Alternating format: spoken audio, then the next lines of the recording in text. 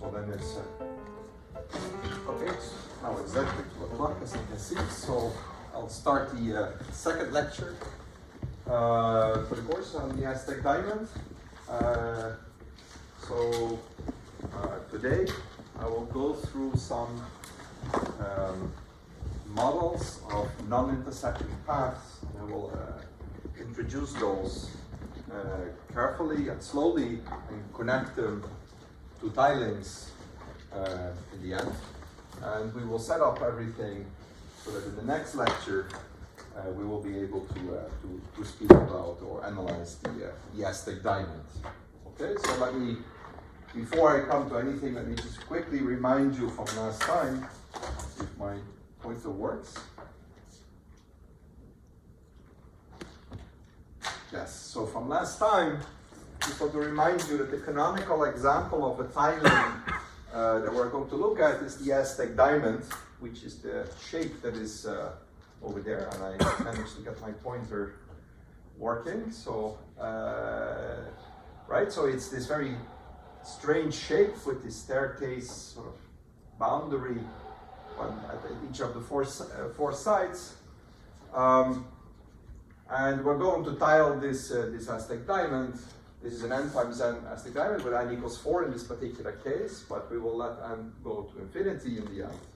And we're going to take this domain and we're going to cover it by tiles, by rectangular shapes. They could be horizontal and vertical. And remember that we have these two shapes, vertical and horizontal dominoes. And we have them, we give them 4 colors, because if you put a vertical domino on the Aztec Diamond, then either a black square could be up or a white square would be up. And depending on that, I choose different colors. So let me just quickly go. So this is, for example, a covering of the Aztec Diamond with vertical and horizontal dominoes, but I also indicated the 4 different colors there. Okay, and okay, we were interested in a random tile, right? So we will put the back of all tiles of the Aztec Diamond. There are many ways that you can tile the diamond, 2 to the n times n plus 1 over 2. Ways of tiling the diamond, and we put them all in the back, and then we put a probability measure. Let's take for now just the uniform, but we will actually look at other probability measures also. So let's take one uniform at random out of this bag and see what's going to happen. And when I draw the pictures, I will rotate them, and actually today you will see also why I like to rotate this diamond by 45 degrees. You will see this actually very quickly. But just let me remind you that if you start taking random Aztec diamonds, if the size is small, you don't see anything, but when it's very large, you see that there is this, it's always beautiful to look at this picture. It never bores. There is a very nice phenomenon happening, that all the randomness seems to be, all the disorder seems to be in a region that is sort of in a disk, and the corners are frozen, and we see now that it was wise to choose these 4 colors, because each of these corners has one particular color, and with very overwhelming probabilities. Okay, so these corners are frozen. We will prove that next week, and we'll also show that there is a nice circular region in the middle, and we will analyze the fluctuations in this model. So this was really sort of one of the main goals of the course, and I will actually already do much of this next week, prove these things. Okay, so that was just, I hope everybody remembers this from the last lecture. Okay, so today, after I gave the introductory talk, I actually didn't really speak so much about random tilings anymore. I started talking about determinantal point processes. And okay, there was a little disconnected from the random tilings, but today I want to show you how these two are connected. So I want to show you how these random pictures, these random tilings, are naturally connected to determinantal point processes. And I will just do this already very briefly. It goes via models of non-intersecting paths. Okay, and I will I will explain this in detail several times in this course.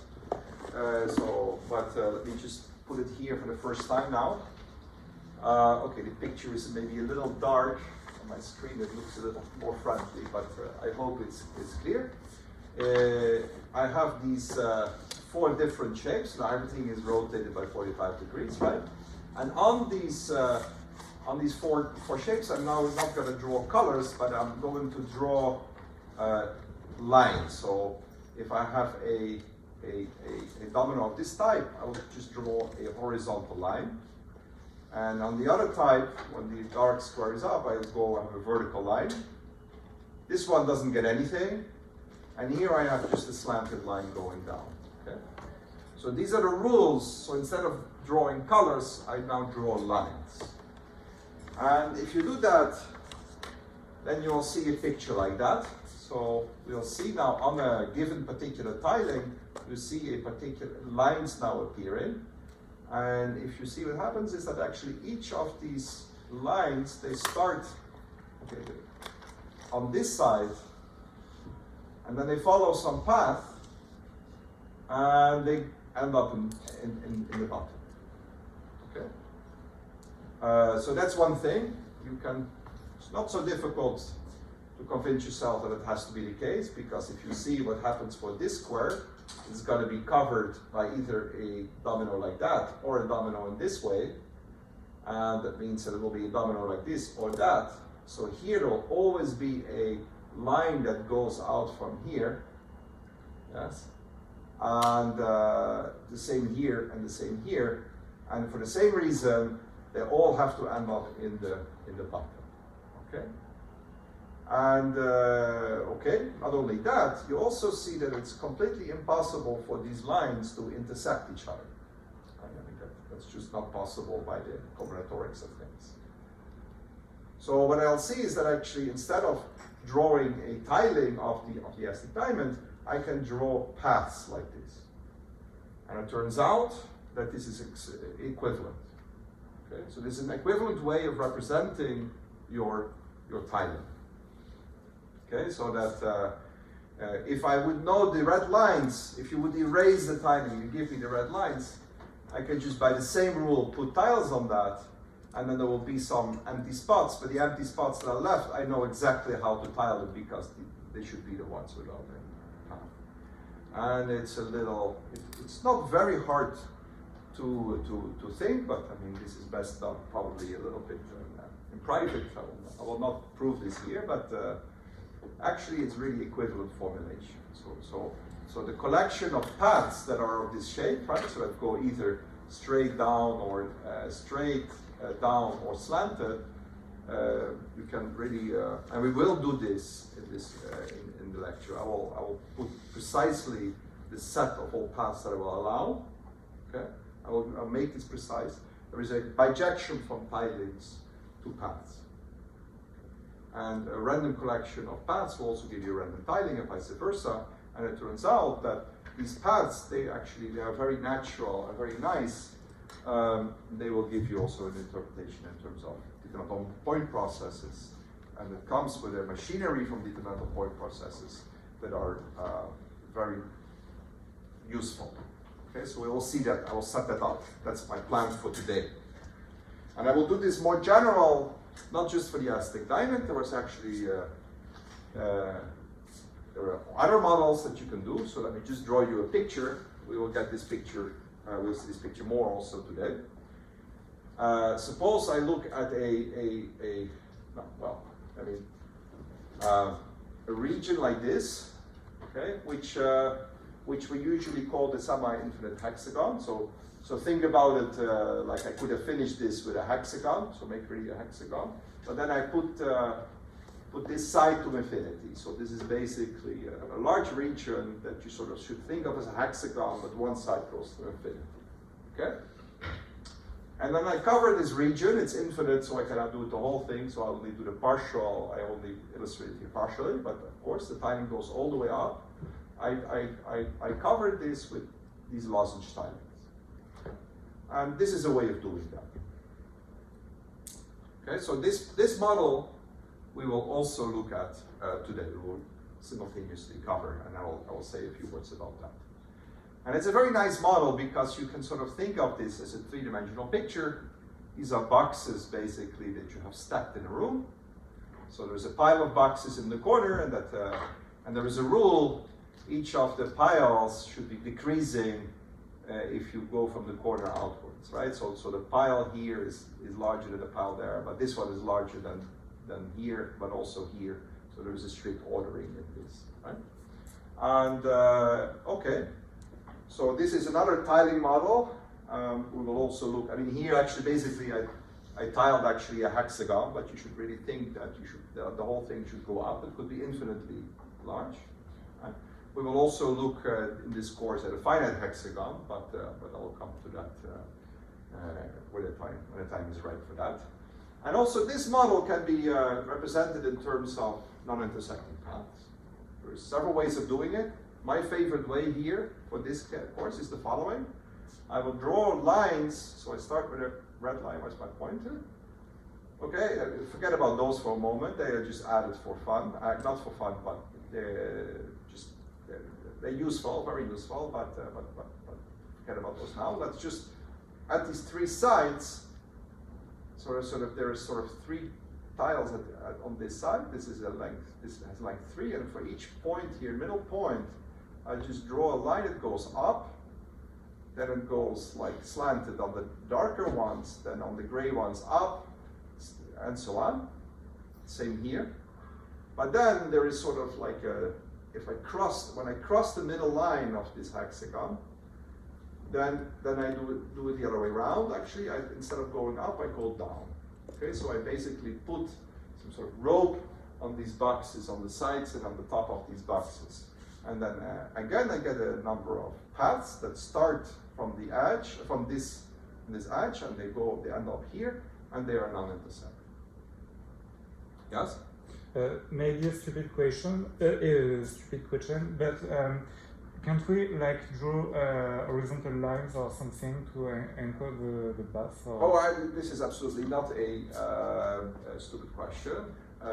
You mean that we could have different way of paths? Yes. You want to do like this? You want to draw paths? Yes. Yes. That's absolutely possible, and that's actually a dual way of doing things.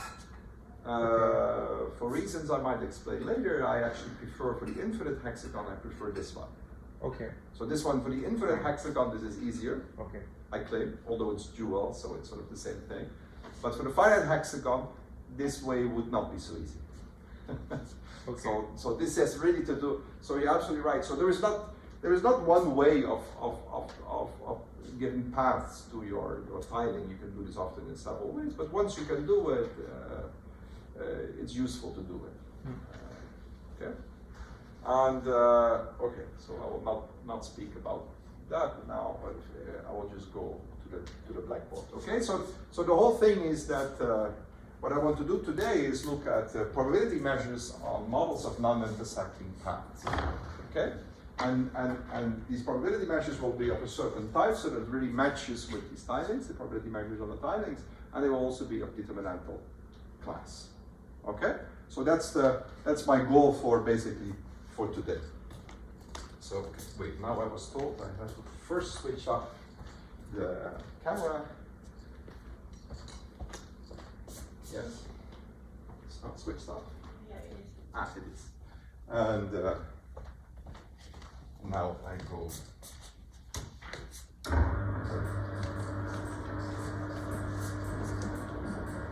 So today will be about non-intersecting paths. But let me recall from last time what is the determinantal point process so that we know what we're going to. Okay, so remember from last time. So a simple point process. We had some notions in simple point process, and again everything here on a discrete space, right? So I didn't speak at all about continuous spaces because that's a little bit more annoying, but I hope you read the lecture notes if you were interested. Simple point is just a probability measure on on just subsets of 2 to the x. Okay, that's a simple process. The points is just the points form a subset, and we don't have double points, points at the same location. It's a simple process.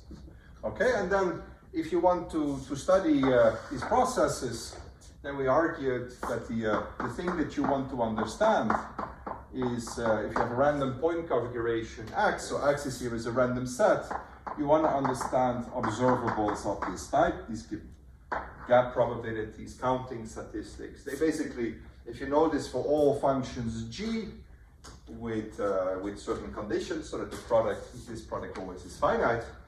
If you know this for all functions g, then you know everything in the process, and gap probabilities, counting statistics can be captured naturally in this way.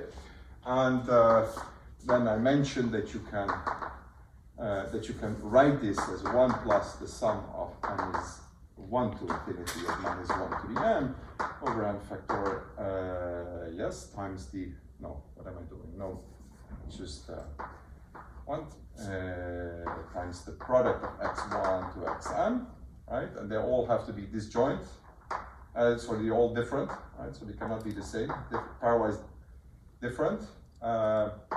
Gx1 to gxn times rho of x1 to xn. These are called the correlation functions, right? So this is called the endpoint correlation function.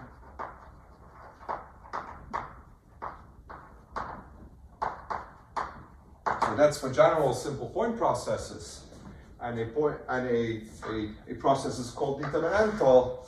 Let me write it here. A determinantal point process is a simple point process for which there exists a function k, which is a function of 2 variables, such that these correlation functions are determinants of this function.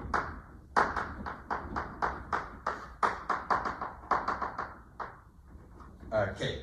All right, so this was by definition. Okay, and in that case, we also know that in that case, right? So in that case, we can write this actually this observable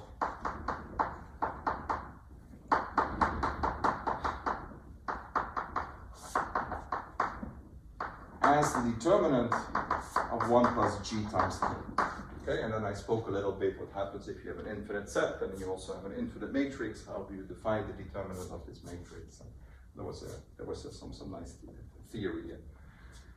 In the lecture notes, there is an appendix how you do this, both in continuous and discrete way.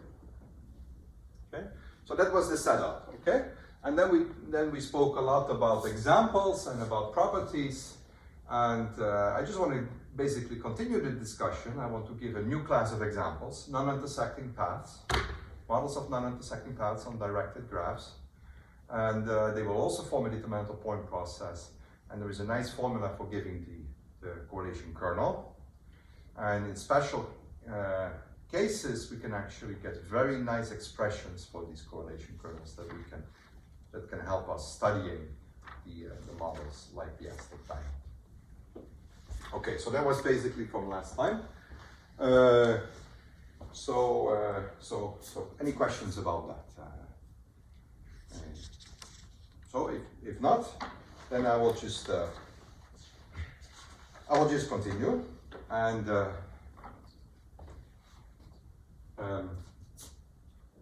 mention some further classes of determinantal point processes and some results that are very useful for us. That we will in the end apply to this determinantal point the non-intersecting paths. Okay, so let me give basically just continue the discussion from last time about examples. Okay, so let me give another example, namely biorthogonal ensembles.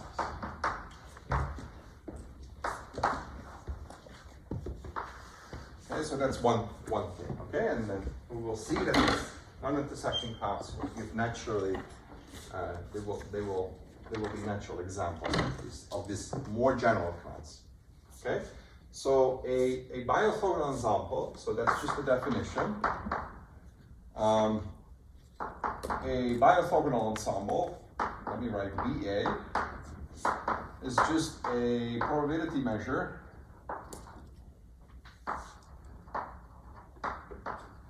on x to the n, okay, and here is an integer for which there exists two families of functions, fj, j is 1 to n, and a family gj, j is 1 to n, such that these are square summable, L2,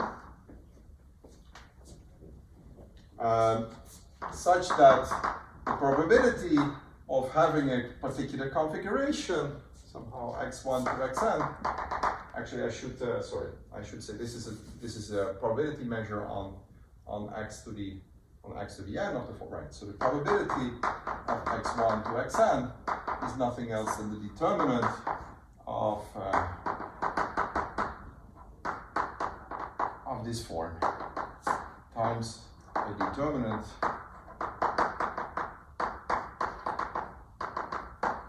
okay. So it's a product again. We have everything. This course is about determinants. So we have an n times n determinant that we construct out of a function f of a family of functions. We have n functions, so let's put them. For each row we have a function, and then for each column we have an argument, right? So and then we take a determinant of that times the determinant of this. Okay, this looks very special, but one of the things I want to show you today is that this is not so special. Actually, the tilings will be an example of this. Okay. Now, of course, I also have to normalize this. So I also normalize this, and this is sort of a normalizing constant.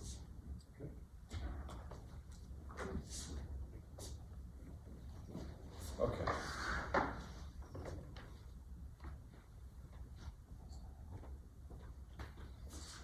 Okay, so that's just note that if f and g are equal, then you will have a square here. So that will always sort of define a probability measure because it's always positive. But if f and g are different, it's not so clear that this is really a positive thing. So this is sort of built in the assumption. We assume that we have a probability measure of this form. Okay. Just want to show that you cannot just pop up any functions. But if I take any family of fj's, if I take them equal, then it's true. And there is a very nice thing actually. First nice result is that this partition function actually sort of the normalizing constant can be computed explicitly. Okay, so that's the first little lemma. So Zn here is n factorial times the determinant of a matrix that is constructed like this: fjx, j, k of x, d. So that's not a. It's just a sum here in this case now. And j and k run from 1 to n. So that's also a determinant. Okay, so let's see. So is it clear what I've written here? Basically, you take the inner product between f and g, right? And then you have n functions f, n functions g. So you just take inner product between fj and gk, and you form then a sort of a Gram matrix.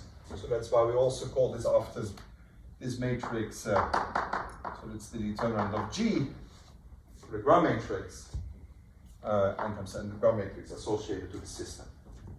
Okay.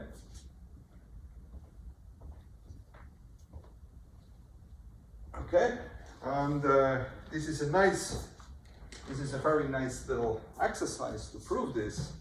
It uses a principle that we have seen that we will actually that is very useful to know. And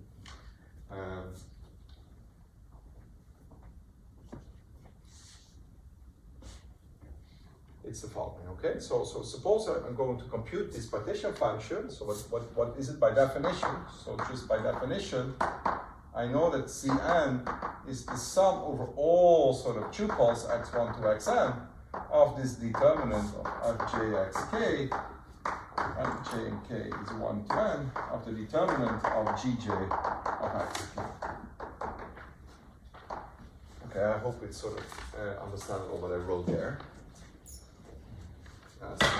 This should be it, because if I sum it like that, then indeed the sum of the probability should be 1, so the normalizing constant is really such that the sum of all these weights is exactly this, right? So this is clear. And now you have a product of two determinants. You want to write a product of two determinants as a product of one determinant. Determinant which is of one matrix. Determinant of A times determinant of B, which should be determinant of A times B. But we will do this in a different way. We will write this as the determinant as first of all, 1 over n factorial times the ordered pairs. Okay, so let's symmetrize this. This is a sum over all points. Now I'm going to look at ordered points. I'm introducing an order. The probability measure doesn't see the order, because if I change two points, then this will have maybe a sign change, but then also that will have a sign change. So that doesn't really do much. So then you get the determinant of the fj of xk again times the determinant of gj xk again. I will remove the indices. And now the point is that I can see this as a matrix, as the determinant of a product of matrices, where I basically use the Cauchy-Binet identity. So now we will use Cauchy-Binet identity. And there is just a product of two matrices. One matrix is just, so it's F1, right? So this is basically Fjx, where J runs from 1 to n, but X runs in X, okay? Times a matrix that is the Gj of X, where X runs in X, and J runs from 1 to n. Okay, so you take now a rectangular matrix, right, that has n rows given by the functions f, and then the columns are indexed by the space. So it's an n times x matrix, right? So this is an n times x matrix, or and this is an x times n matrix, yes? And if you multiply two rectangular matrices with each other that way, you compute the determinant, then this is exactly this expression. This is called Cauchy-Binet. Right? This is the Cauchy-Binet identity. It's a standard expression from linear algebra. Okay, so if you didn't know it, if you forgot about it, just look it up later. It's a standard expression, and what is this? Now, if you take this product of these matrices, that's exactly what is written there. Okay, if you just multiply these matrices with each other, then you get exactly this thing. So that's sort of the end of the proof. Okay, so this is an identity that is very important. We use this all the time in determinant of point processes. This is something you should need to know. And actually, we will see many identities today from linear algebra. Don't respect linear algebra. It's really, we will see many beautiful tricks that are extremely useful. Okay, and I will spell a few of them out. And Cauchy-Binet is definitely a trick from linear algebra that you need to know after this course. Yes. Okay, and so the next sort of more maybe let me call it theorem. Right, okay. Next theorem is that a biorthogonal ensemble,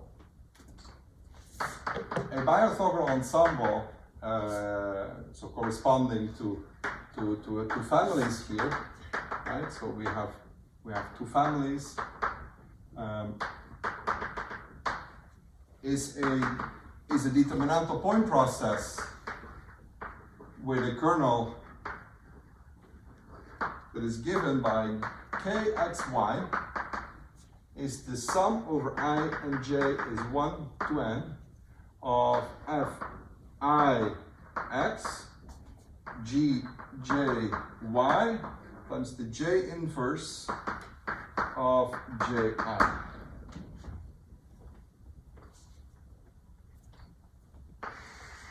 So that's the first theorem.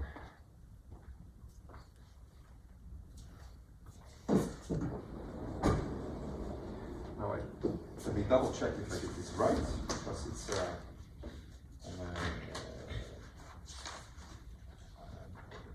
me just double check that I didn't screw up, or actually well, the proof will see it. We have the j is with the g, and the I is with the f. Okay, so and again, so jij is the integral, is sort of the sum of fjx with gk of y of x, where x this is the Gram matrix. Okay,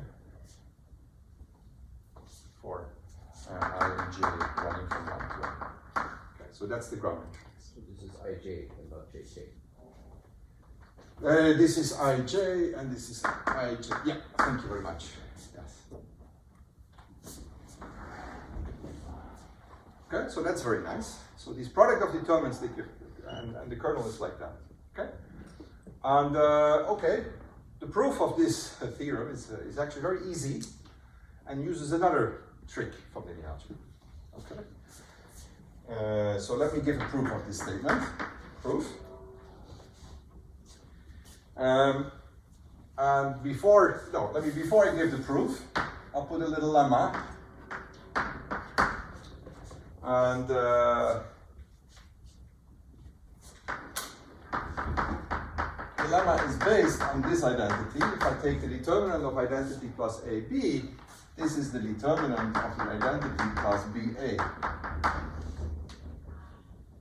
Okay? So this is, it doesn't really matter. And actually, so this is true for matrices, but it's also true for operators, for as long as the determinant makes sense. Okay, and okay, it's not very difficult, because if you would take the if you would replace a, if you would put a b inverse here, so that you kill this baby here, so you would replace a by b inverse a, then you just see that this is just okay.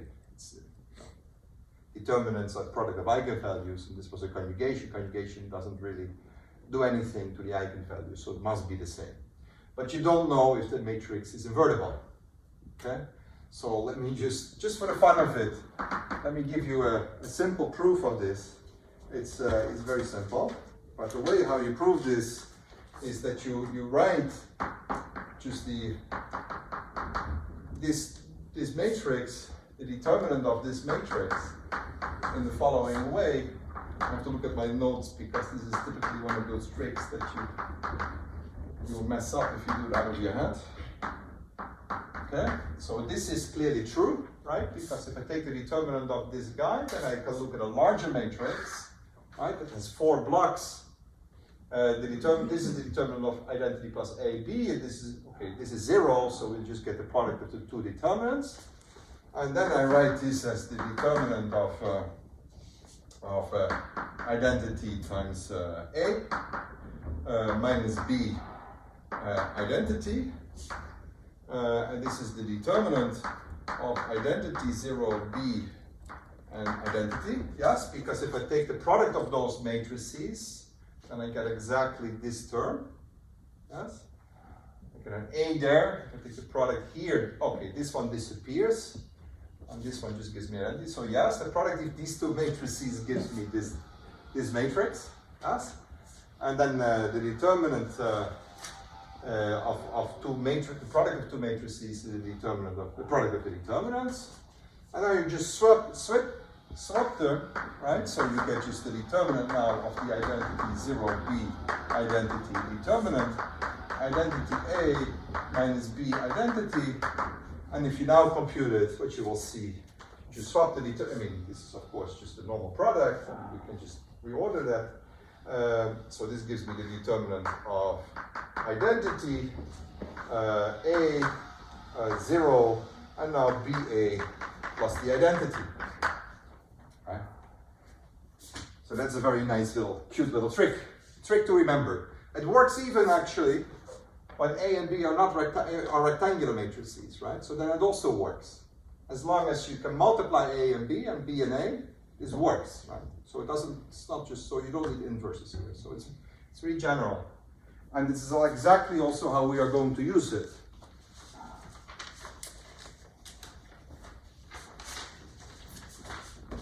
Okay, so let's use it. Well, okay, so what was I going to prove? I was going to prove that the biorthogonal ensemble is a determinantal point process with that kernel. Okay, that means I have to compute correlation functions. But instead, I will just compute directly these types of observables. Yes. I'm just going to compute this for general G. Well, what is this? This is by definition nothing else than the sum.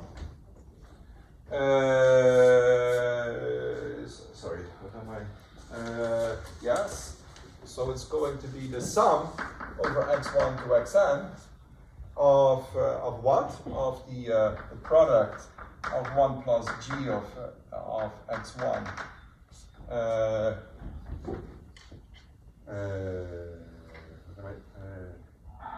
Wait, let me go. Just quickly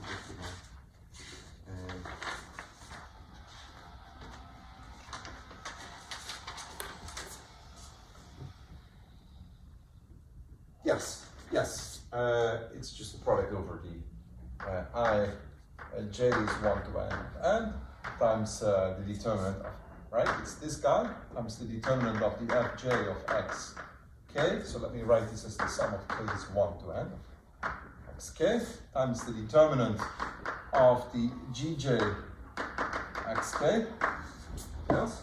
This is just by definition, right? Because this is the probability of having x1 to xn, and then I multiply it with this product. That's just by definition of the probability measure. To normalize. And I need to normalize, yes, indeed.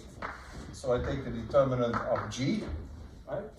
And let me also order them directly so that I can forget about the n factorial. Because if I order them, it gives me an n factorial, but also an n factorial. So now I'm rid of the n factorial. It's just an ordering. Yes? Is there also sum over n? It's not always sum over n because it's really on the probability measures. It's defined on n points. Yes. So n is not n is fixed. It's not random. So it's a point process with n points. Yeah. So we expect the kernel to be, of course, a projection operator, which it is, with of rank n. Okay, so then how do you do this? Well, let's put this now. Just do the same trick as I did before. I just put the first. I put just the fj of xk on 1 plus g of xk. I put just each of those products in one of the rows or the columns, depending on how you want to write this determinant. I just put this 1 plus a. So this g here is of course a. Let me call let me call this a g hat. No, not g hat. Let me call this. Let me call this psi now, just to make sure that I don't mess up with this g. That doesn't really matter, but times the determinant of gj xk, right? Divided by the determinant of fg. Yeah. And now you use again the Cauchy-Binet equality to just write this as a determinant of the integral, so the sum now of 1 plus g phi of x times the gj of fj of xk, fj of x times the gk of x, yes, times the determinant of g.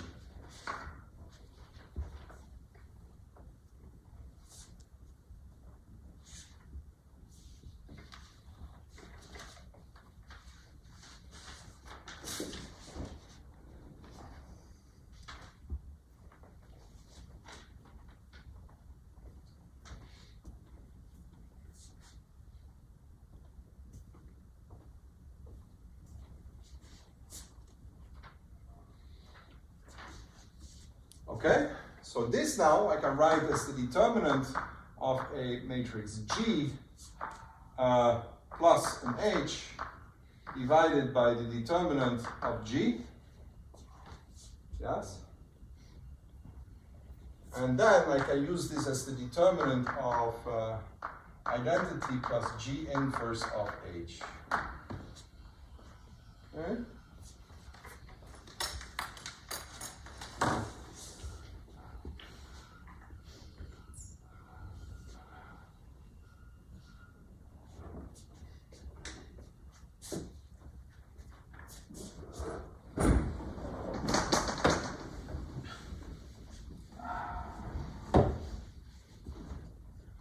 Okay, so what is G inverse H? So G inverse H, Ij,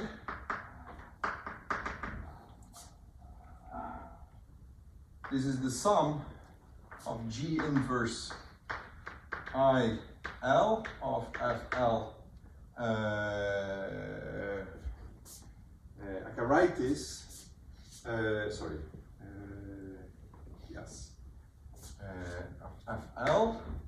times the GJ. Sorry, what am I doing? Here, GJ.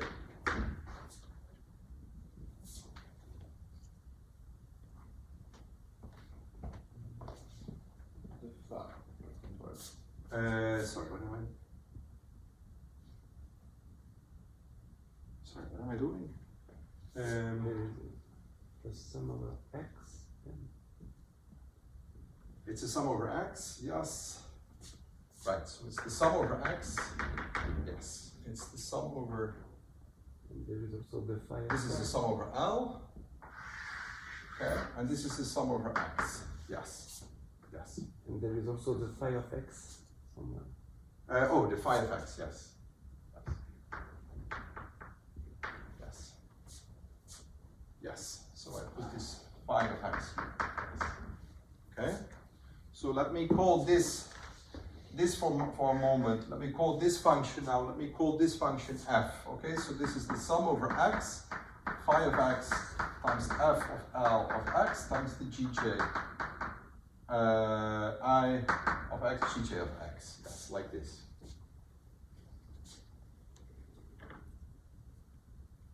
Yes? So this is the f of I, right? And this is the g of j. Yes? So this is actually nothing else. It's a product of A. Now I define my A. So A is now a x by a 1 to n.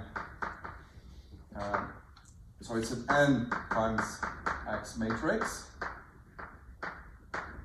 where AI of x equals the phi of x times the fi of x, and the bx of j is just the gj of x.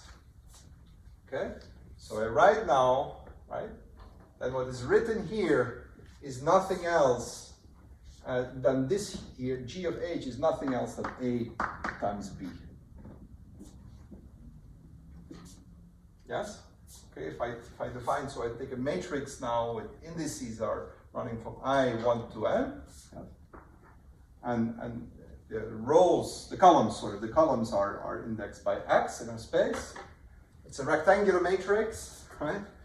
B is precisely the opposite, so that's a matrix like, right? So it's we have A is right 1, 2, and so on. Here is x, and then B is exactly the opposite. So this is just G inverse H is nothing else than A times B. This is the determinant of A times B. Sorry, where was that? Here. The determinant. This is the determinant of identity plus AB. And I claim that this is the same then as the determinant of B times A. And if you work out what B times A is, you exactly get that kernel K. Because then, instead of summing over x, I'm going to sum over I. And since f was also sum over L, you get exactly that expression back. Is that clear, or should I write it out, or is that clear? It's a nice little trick.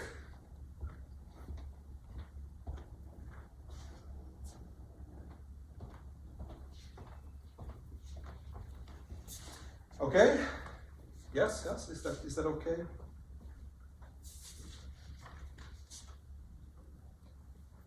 You have to think a little bit, but you really write this as this is an inner product, and you just write it as matrix multiplication somehow, right? And then you swap the two factors.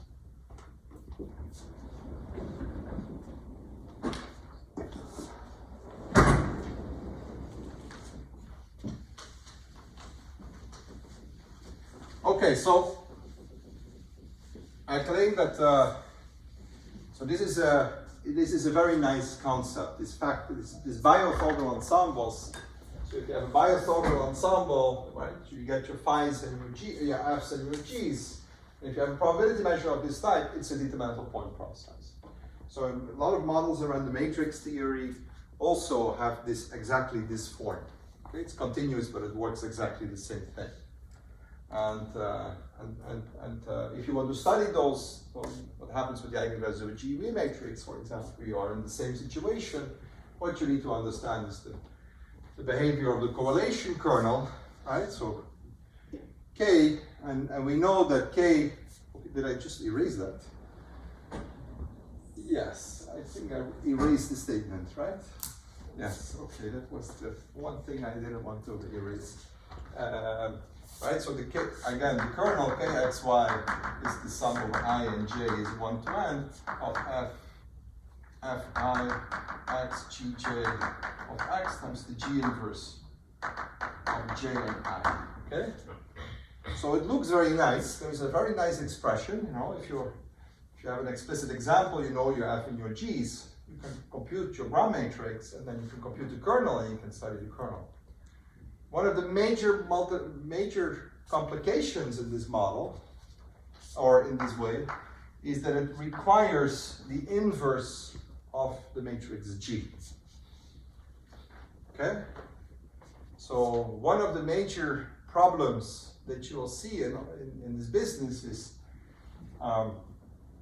if you cannot compute this G inverse of G, then this is very nice general nonsense, but completely useless. We cannot do anything.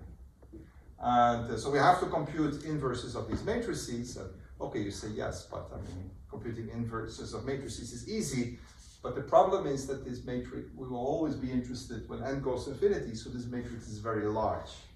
So how do you compute inverses of large matrices? And this is hard. Okay, so that's why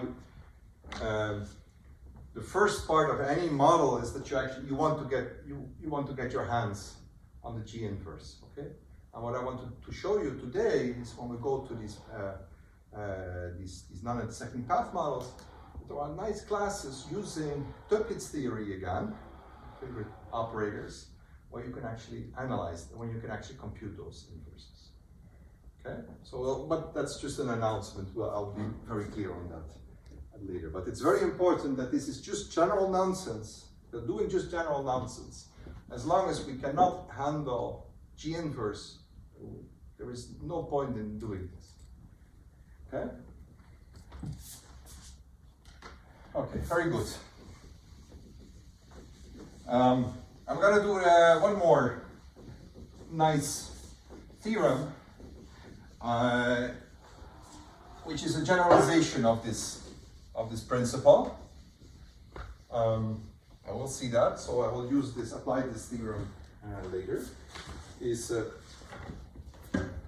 Okay, you may have wondered by this already yourself. Like, okay, you have a probability measure that consists of the product of two determinants. Can I start increasing the number of this? Okay.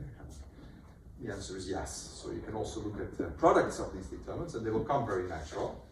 So there is another setup that I want to discuss, because we will apply this.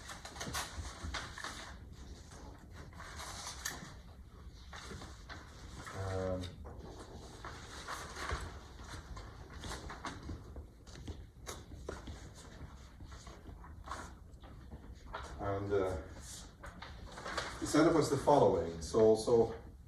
Okay, so we're gonna take again a discrete space, right? And I will have n again, and I will also have a capital N. And capital N is the number of basically of determinants minus 1. Okay? So what I will look at is now at points. So I'm going to look at levels of points. So I'll just indicate them in basically like this. Several lines maybe, like this. Okay. And on each line I have endpoints. Okay, and we're going to look at the processes on all these lines together. And I'm going to denote xm. So this is the tuple x1 of m to xn of m. Okay, so I have so this is the x1 1, x1, x2 1, and so on. And here I have maybe x1 of m, and so on, x2 of m, and so on. I have these tuples. So I have capital, and I have capital N of those. N is 1 to capital N. And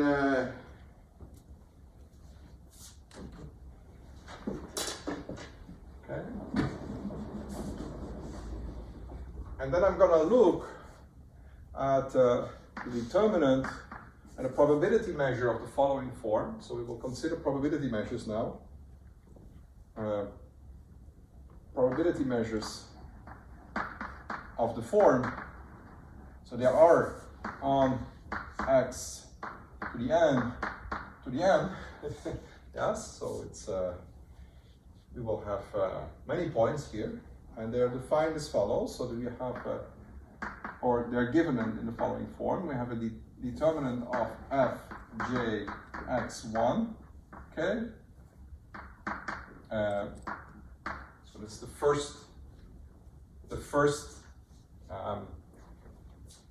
guys here, times the determinant down here, a product of m is 1 to n minus 1 of transitions. I'll explain the notation in a minute.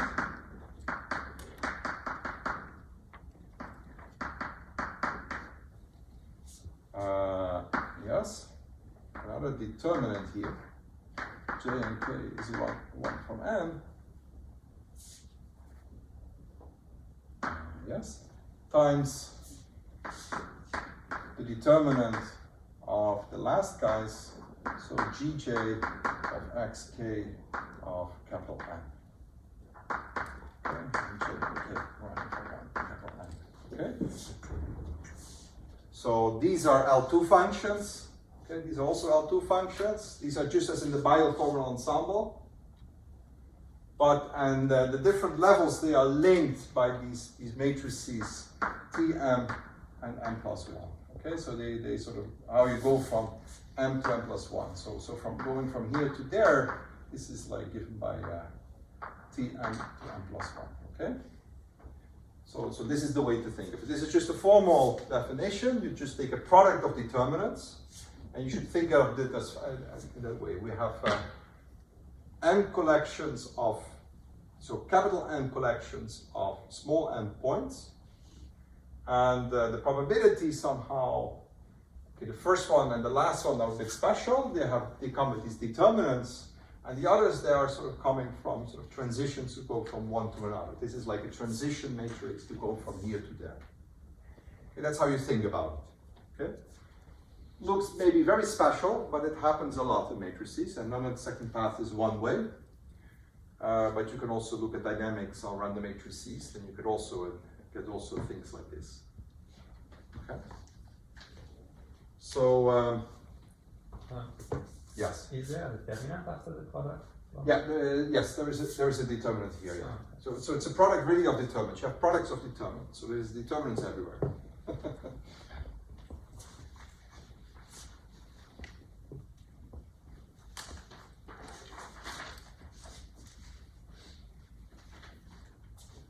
Okay, so then I claim that the whole process, so this is basically a two-dimensional process, right?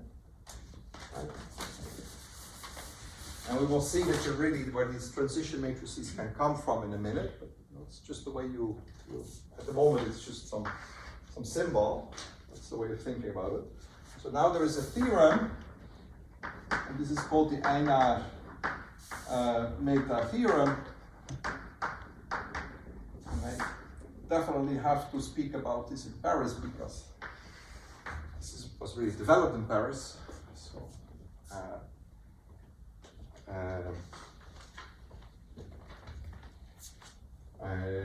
and it says that the point process here, this is a determinantal point process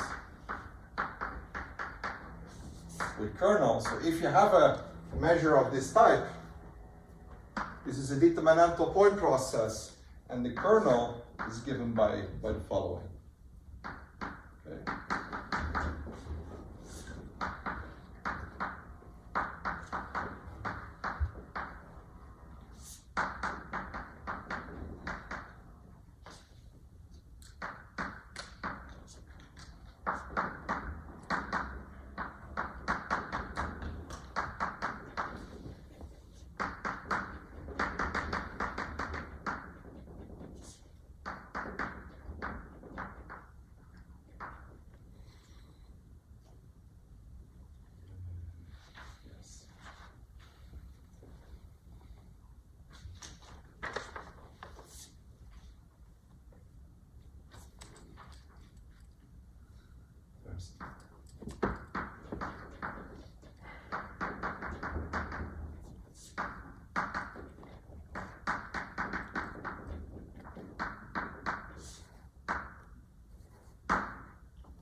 I should not call this F and G. Let me call this just small f. This is small g again.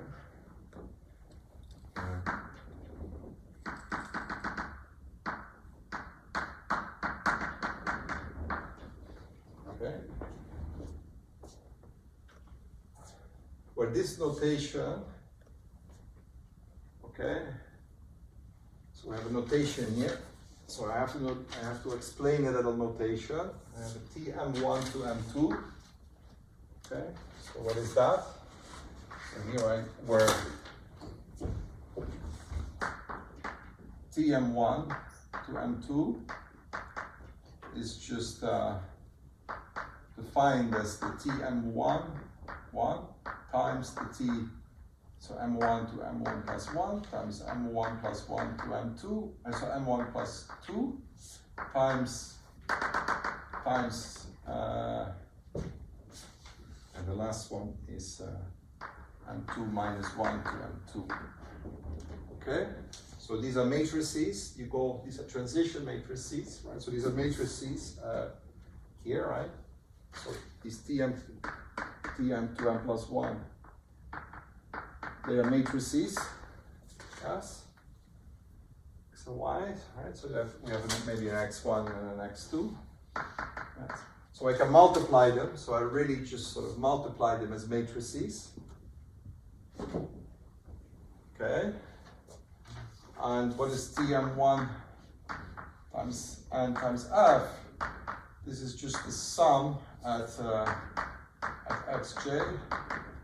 This is just the sum over y of the t m comma n xy times fj of y. Okay, and similar for the g t1 of m2 I of x2.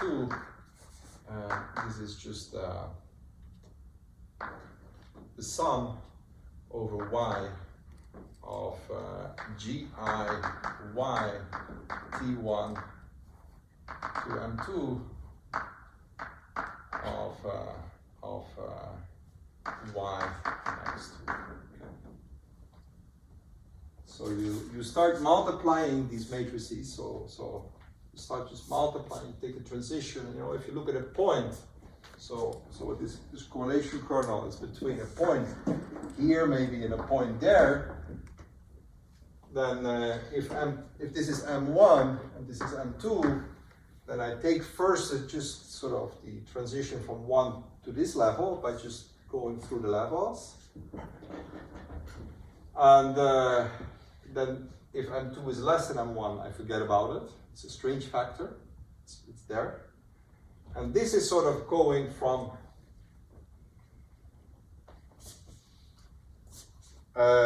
now I am of course silly. I have to write this. I changed notation from my notes to on the blackboard, which is confusing me, probably you as well. So this should be G, and this should be F.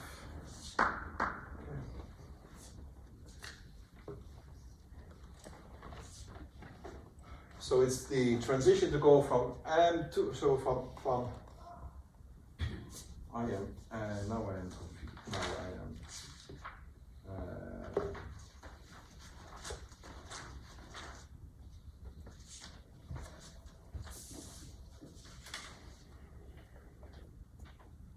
yes, yes, yes, yes, yes, exactly, yes. Okay, it's exactly, so it goes from the transition from M1 to the end. You just multiply all the matrices up to the end, and the same here. Okay? Maurice? Yes? I'm just confused about the argument of the TG. It's xij, Yes. and where is x1 and x2? Oh, it's all the x's, because in the argument of k you have x1 and x2. X. So this is x. Oh, sorry. So this is x1 j. x1j. So I have an m1 x1, and this is an x1 j. So the tm1 and so each of these t, they are x times x matrices. Right. So I have to pick the column. I take the x first column. But then in the end I multiply with this G, but this G has this sort of strange form. It's an x times n matrix. So J is sort of the J column of that matrix. The notation is horrible. There is unfortunately not really a way to, when you work with this, you always look it up. And then there is this thing that you have a G inverse J and I, which is also switched, which I always end up doing wrong.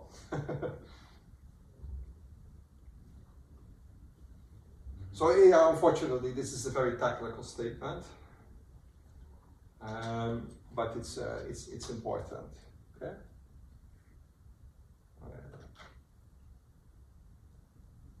But again, and G here, what is G? Oh yeah, I didn't explain what is G. Right? So the gram matrix here is really, the G matrix here is really going from the F's times T1 to Tm to the G. Okay. So this is this whole product here that you have to compute. This is an n times n matrix, right? So yes. So this is a T1N maybe? So I should so it's n times n matrix. So this is just T1N? T1 yes. Oh sorry, this is T1n, yes. And G, yes.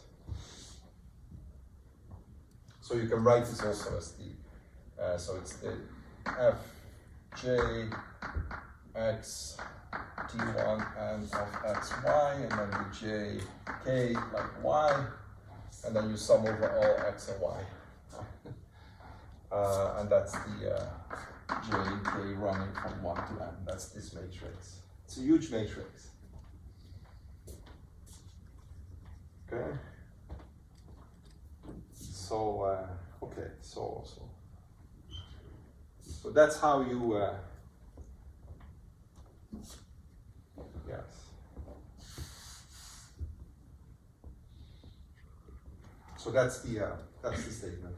Yeah. So again here, if you have a measure of this type, and we will see how they arise sort of naturally, what you need to understand to make this formula useful is to understand this G matrix. Okay?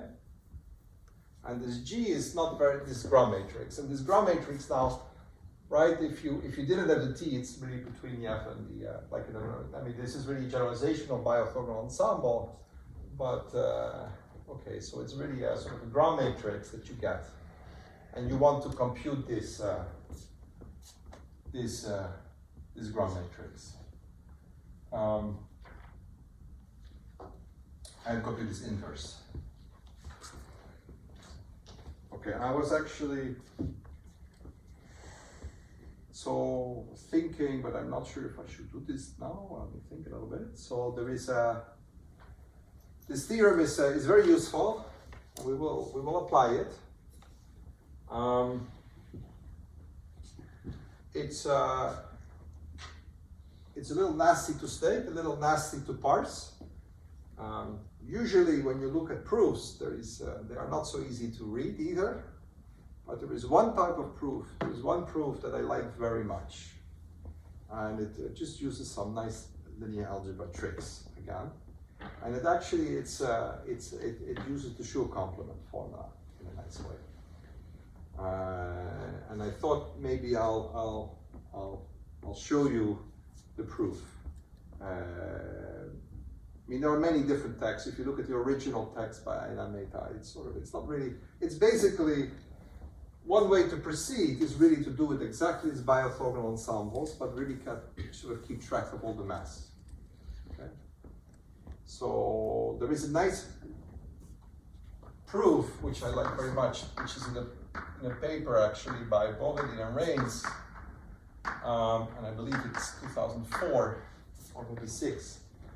And I wrote the proof in the notes, which is a very clean proof. And it uses tricks from linear algebra. And I was thinking of actually giving that proof.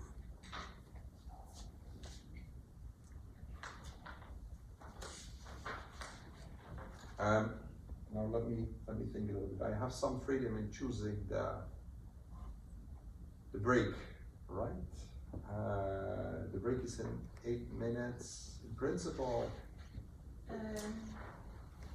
or shall in 20 minutes, a bit over. It's 5:07, right? It's 1 hour and a half. Yes, it's in 20 minutes. Okay, perfect. No. Then it's no. I can go and check if it's. No, but that's fine because then I have time for the proof. I was thinking if we should have an early break and then the proof afterwards, but I was just of course I still have 20 minutes. So then sorry, I thought it was only 5, and then it's too much. Okay, very good. Okay, so I'm going to prove this. Okay.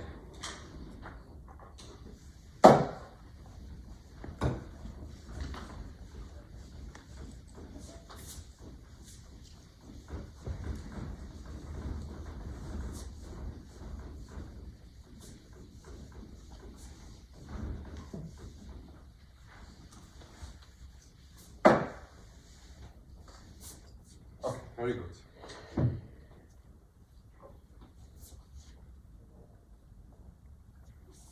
So, the clean way of proving this, or the way I like it very much, is it was invented by Bovedin and Reins, who actually also do this for Pfaffier point processes, if you care about those. It's a very nice trick. And it starts by writing this product of determinants as a single determinant. Okay? So, I'm going to use again a little notation. I say that this probability density, right, so this determinant of fj and so on, so this, let me call this star.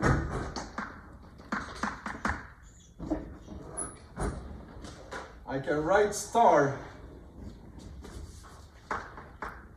this is a determinant of a single matrix, but this is of actually a minor of a single matrix. I will introduce some notation. Okay, I'll write it here like this. So we have our point configuration, right? So this is x1 to x k, right? So m we have here and n here to n, and then we have m is okay. So let me write this as let me write this as x times x, where x is basically the union over all these points. Okay, so that's the union, that's all these points, x, j, and m.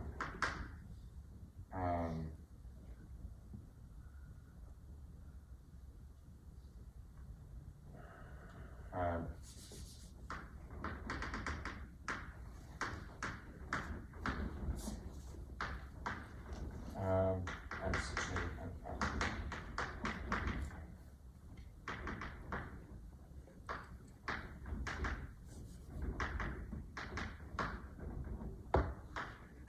Okay, so this matrix is very big. Okay. So let me write it, just it's easiest to see it in block form.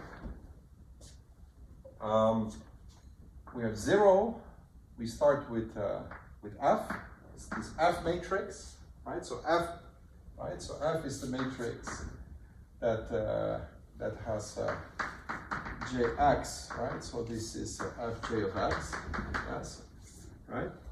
And here I have the matrix minus T1 to 2, minus T2 to 3, and so on. So to minus Tn minus 1 to n.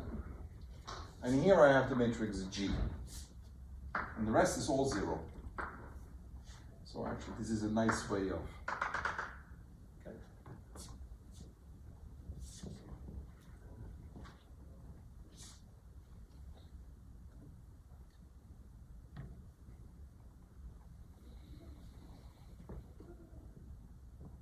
Yes? And this is the probability.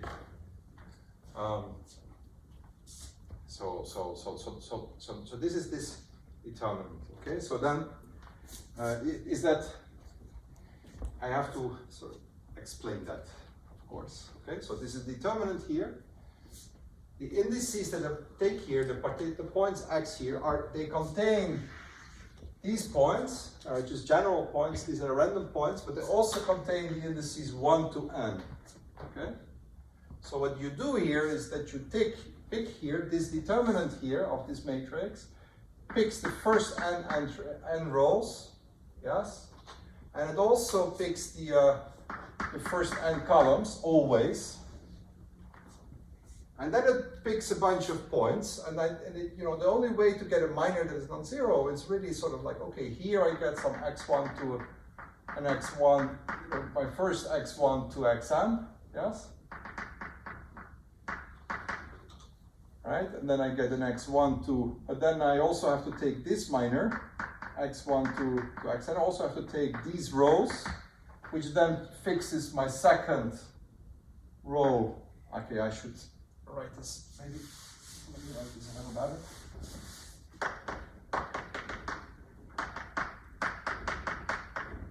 Right, so I get the second, so I have to, I mean, in the first n rows, I have to match something, and I can only match those with n points for f, yeah, here, and they live in x1 to xn.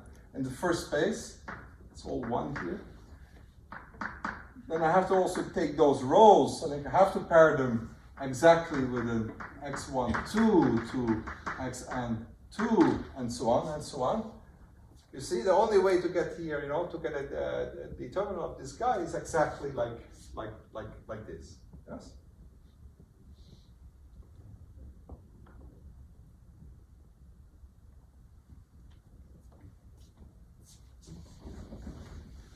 Okay, so actually the probability of having, points xj to m of j and j is 1 to n and m is 1 to capital M, this probability is nothing else than the determinant up to a normalizing constant, of course, the determinant of L of this x times x, where x sort of contains these points and the first n ones. Okay? That's that probability. Okay?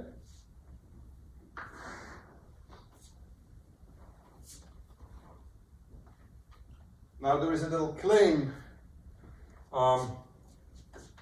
note that this is almost the correlation function, right? Remember that the correlation functions is the correlation functions are the probability that my point configuration contains something, right? Here we just say this is the probability that it's exactly that configuration, okay? So what we need to compute, so the row, for the correlation functions, to compute the correlation functions, we actually need to look at the sum over all y's that contain a given configuration, yes, of the probability of x. That's what I need to compute, right? So I have to compute this kind of sums, okay?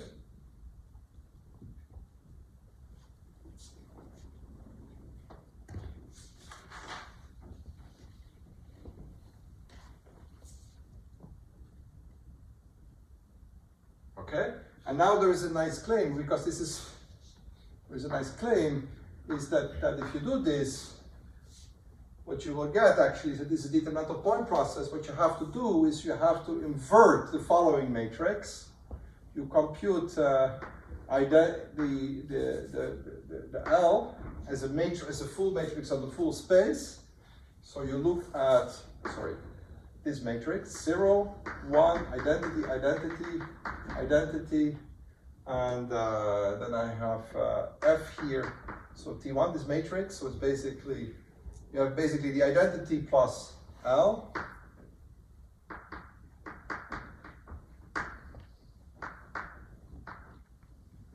What am I here? N minus 1 to N. And here I have G. I have to invert this matrix. And I claim that this is basically, this matrix will give me the kernel. I have to invert this matrix. This will give me the kernel. Yes? Could you explain the minus sign? Ah, this minus sign.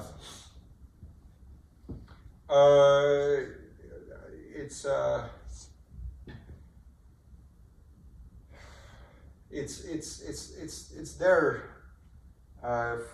Basically, let's see. I think you need a sign here, but it also. Doesn't it follow simply by you can just delete the first row? Yes. And then you will have the minor. Yes. By deleting the first row, you will pick up a minus 1 to Right. the n plus Yes. 1 or something. Exactly. Yes. Yes. And it will also have a. So right. So that's just to make things positive to make it disappear. Otherwise, you will get minus signs. You have to keep track of minus signs. But not only that, it will actually have a nice consequence here also. Here we have a 0 or identity in the top. So no identity here. That's important. And so the kernel that you will get is basically this guy, this inverse. You have to invert this matrix. Okay, and that's basically a inclusion principle. If you do this, if you start doing that for the sum of this guy, you will just see that this is a determinant. If I would not have this if I would not have these strange things here, then this sum would just be the determinant of 1 plus L. Okay, but now I have to, that's why, but since I always fix these ends here, this is what we call a conditional, L ensemble. There is a claim that says that actually I have to compute the inverse for this matrix to get the correlation kernel. Okay. I'm sorry. I feel I'm explaining this a little poorly.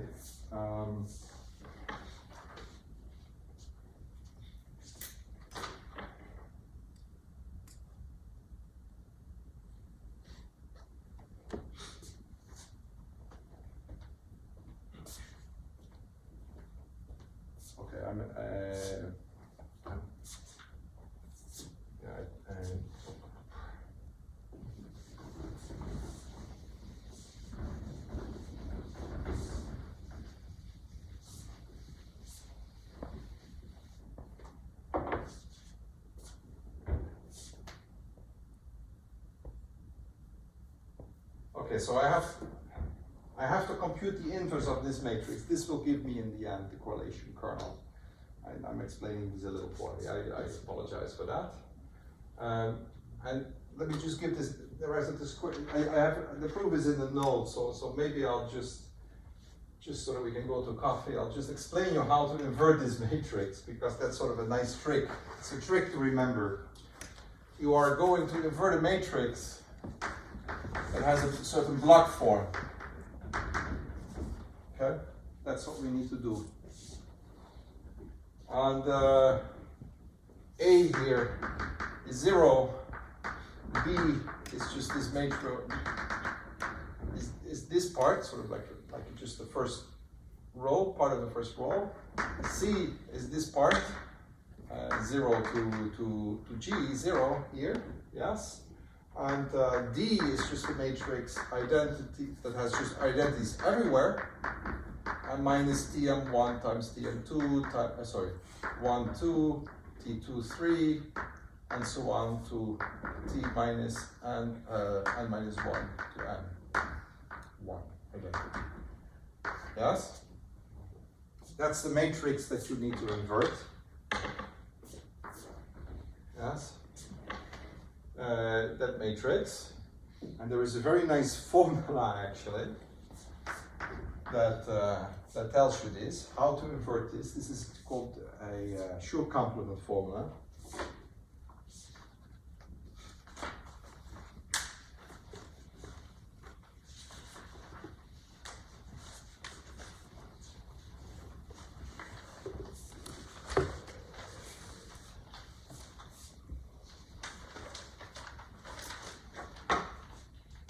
So you use here, this is the T inverse times minus T inverse of B times D inverse minus D inverse C times T inverse, D inverse plus D inverse C times T inverse times B D inverse, okay? Some linear algebra, look it up, called the Schur complement formula, okay? And this works. This works whenever everything that you need to invert is invertible. I didn't tell you what T is. T in my matrix here is just general symbols. A minus B times D inverse C. Okay, this is just a general rule from linear algebra. Okay, and okay, so let me say one thing of this one thing that I think you should remember of this proof is this formula, because it's extremely useful. It's not just a okay. It's not just that okay, this is just some stupid little tool. It actually has been used a lot in random matrix theory. It's an identity that is extremely useful. For example, this is a way of proving also for random matrices, Wigner matrices, how they could come up and prove the semicircle law for a large class of matrices. It was also using Schur complement formula. So this is really a trick to remember, that if you want to invert a matrix that has this block, you do it like this. Now if you plug this in, now I think at this point you will be happy if I say that you trust me, that if you do the computations and you invert this matrix, this D inverse, that's the only thing that you actually have to invert, but that's a triangular matrix, so that's obvious how to invert that. That's a simple thing to invert. Actually, the inverse of that is just identity, T1 to 2, T1 to 3, T1 to 4, and so on, in the obvious fashion, T2 to 3, T2 to 4, and so on, because you sort of concatenate, so you really get this nice structure. And okay, then you hit it with this B and the D matrix, B and the C matrices that are quite simple, and you just collect the terms, and then out comes the kernel. I have a proof in the lecture notes, which was probably hopefully more comprehensible than my explanation here. But it's a very nice way of organizing this probability measure to write it as a determinant of this bigger matrix. and then just use the Schur complement to actually compute inverses that you need to do to get the correlation correct. Okay. I mean, and that's where the Einer-Meter theorem basically comes from.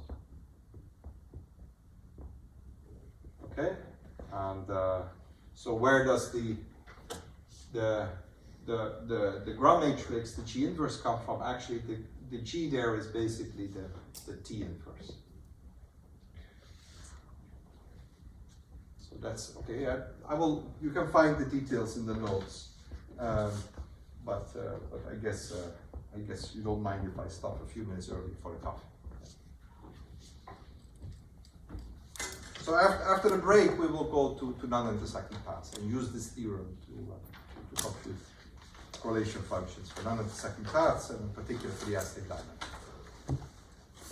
Okay, so before I continue, I want to make a little clarification on this proof, because I realized I in an attempt to take a shortcut, I screwed up a little. So let me just give, not the proof, but just let me give the structure once more, because it's really kind of neat. And so we were proving this Einer-Meter theorem, and in my first step, what I did is to write this probability distribution, right? This probability measure on a collection of n-tuples. To write that product as a product of determinants as actually as a single determinant, right? As a single determinant of a much larger, crazy large matrix. Okay, and then I claimed you have to invert this matrix to do this, and then you invert this matrix using the Schur complement formula. Okay, so I want to clarify a little bit that if you can write your probability measure in this form as a determinant of a minor, that's actually a very nice structure to have, and it happens actually in many cases, and this is what is called as an L ensemble, and I thought I could do the proof without mentioning the notion, but now I really understand I have to give the notion to make the proof understandable. So let me just do this quickly without any proofs, but just giving that structure so you know what this is, because actually L ensembles, they appear very naturally for the development point process in many different contexts. So it's actually an interesting notion to know. So okay, so suppose again we have a discrete space X, and now we have a matrix L. Let's take a matrix LXY, which is like on that, right, with entries in that space. And let's now assume that this is a positive matrix. Okay, positive, or actually not necessarily positive, non-negative matrix, which means that all the minors are non-negative. Okay, so then I can look at a probability measure. Right? So that's called an L ensemble.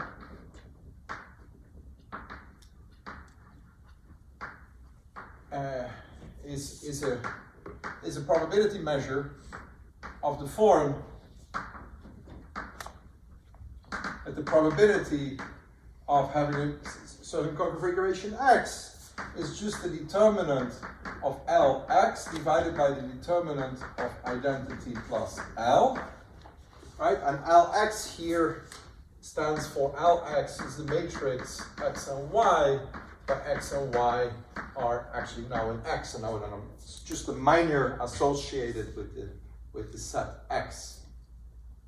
Okay, so it's a matrix that is with entries out of the big space, and now giving a probability of having a certain configuration X here is just a minor of that matrix. And by definition, L ensembles are defined when these are sort of like non-negative matrices, right? So non-negative definite, or positive definite matrices, right? So that you, and then I claim that if you sum over all sum over all possible x, and you look at this determinant, it's just the same as we have seen before. If you sum over this, then actually that's just the determinant of identity plus L. That's just an expansion of that type of, right? So the fact that this is really the normalizing constant just can be verified that if you sum over all subsets x and all these determinants, it's really just this. And it's just an expansion of the determinant, actually. There is nothing to it. It's sort of a one-liner. Now, what is nice about this, right? You're already very close about determinant point process, right? Remember, what is a determinant point process? A determinant point process is when the probability that a given set sort of is contained in your point process, or your points contained in some certain set, is a determinant. Now we don't say it's not contained, it's equal, right? So instead of a subset, it's equal. But you will not be surprised that if you compute such a, if you have such an L ensemble, that it's actually a determinant point process, and that's true. So the result is there is a theorem that says an L ensemble, so an L ensemble, right? Associated to F, with L, with a matrix L, is a determinantal point process. Is a determinantal point process, and the kernel K here is given by L times L1 plus L inverse. Or you can also write this as identity minus identity plus L inverse. And there is a proof in the notes, and the proof is really not very hard. It's just basically exclusion-inclusion principle. I'm just collecting terms, and just some. I will not do the proof, but that's important. Okay. So if you have that the probability of a certain set is accurately determined, not that the subset is contained in the process, but really the probability, right? Then you also basically have the kernel. It's just a simple. You construct it very simply out of your okay. Now, L ensembles, they are very nice. They appear a lot.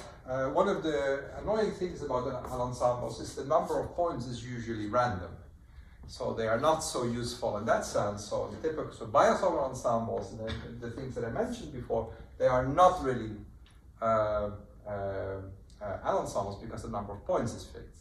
But for that, there is a related notion that's called a conditional L ensemble.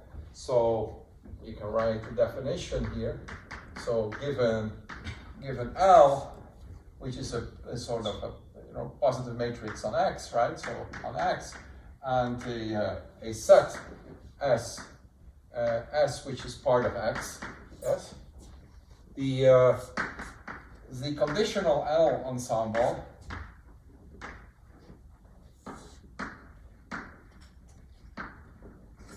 is defined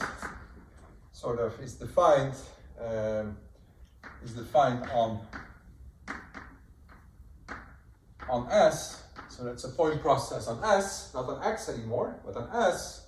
But it's conditioned to contain the complement of S also somehow. So it's depend on S. The conditional L ensemble is is defined here on S and given by, well, the probability of having X, right, which is now a subset of X, is just the determinant of L, but now L is living on the bigger space. I include the complement and X divided by the determinant, and now it's now I have to double check this. I always forget, is it S or, yes. It's the identity of S plus L. Okay? So basically you say, like, you only look at minors, but you have to include these rows and columns in your minor. Okay, you condition on that. You basically, they have to be there. So it's defined a point process on S, and it has to contain the complement. Okay, and this is also a determinantal point process, and it gives you the kernel here. It's just the identity S plus minus identity S plus L inverse. Just in the same way, you just replace the identity with identity only on S. Okay? And that was the piece that I should have started with when I started trying to find shortcuts on the fly. Which was should it also be L restricted to S here, or is this the full L on this is the full matrix. Yes. But in the end, not necessarily invertible then, right? no, yes.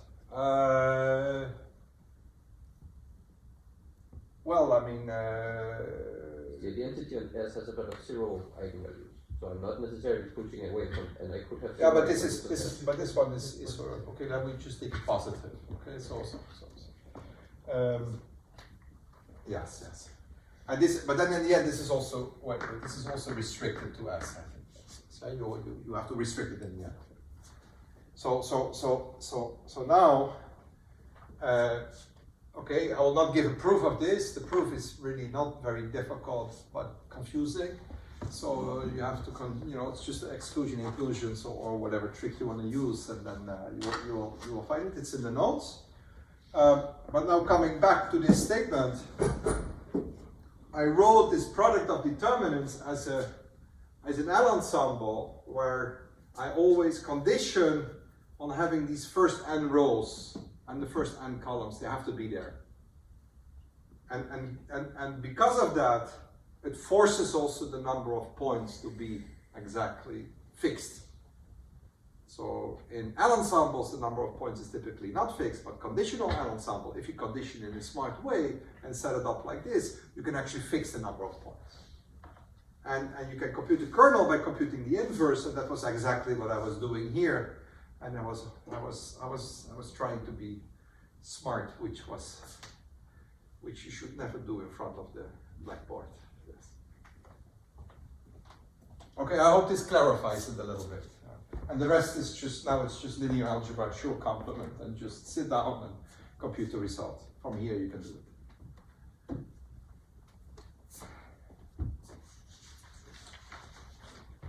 Okay, very good.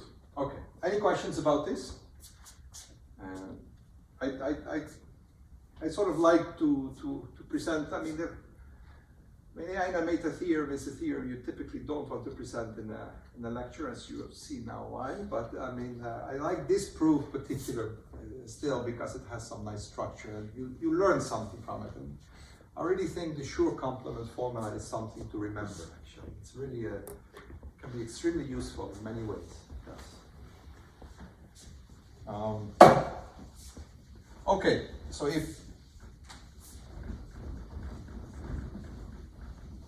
now we want to apply this theorem to some nice setting of the non-intersecting paths.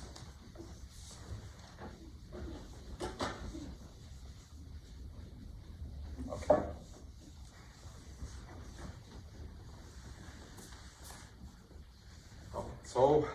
So now we will go to non-intersecting paths.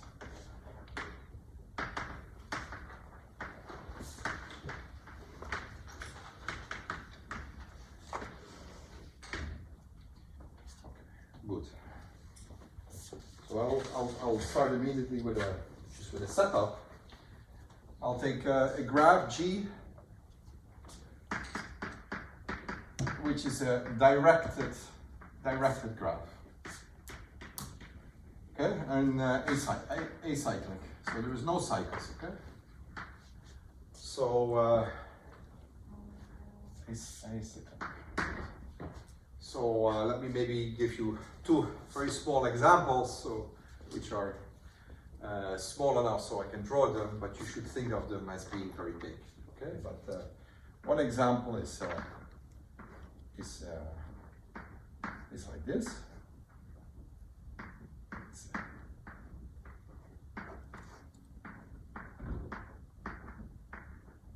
Let's take. So this is an example. But typically, actually, we want infinite ones. we want infinite ones, but let's take this as an example. Okay, so I have these are my vertices, and I have directed edges. Okay? And yes, I can. If I go from this point to this point, and let's see. If I go from this point to this point, then there is this way, and I can go like this. Yeah, so there's multiple ways to go from here to there, but there is no way you can sort of circle, okay? Because you cannot make any circles because of the directions. Okay, that's important. Okay, so there are no circles. So there can be many paths from one point to another, but none of them have loops. Okay, no loops. Okay. Another example. So this I really like. So here you should think Aztec. Yeah? I will show later why. But this is here you should think Aztec. And I have another graph. Let me take another graph. Let me take it simple.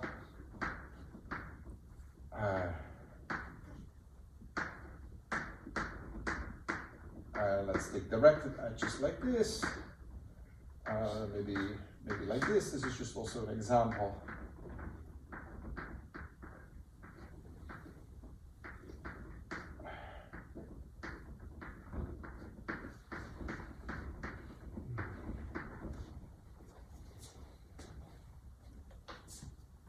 Yeah, so here I have edges. They always go in the vertical direction, sorry, horizontal direction, but here they go up, and but here they go down. Okay, that's another example. There are no loops because because of the direction. Here you should think lozenges. Okay, I will explain this later. It's just that. It's good to think, just have these words already coming up. Okay, so now what I'm going to do is I'm going to define now a weight function. So we have a weight function. W, which is defined on the edges and takes, let's say, strictly positive.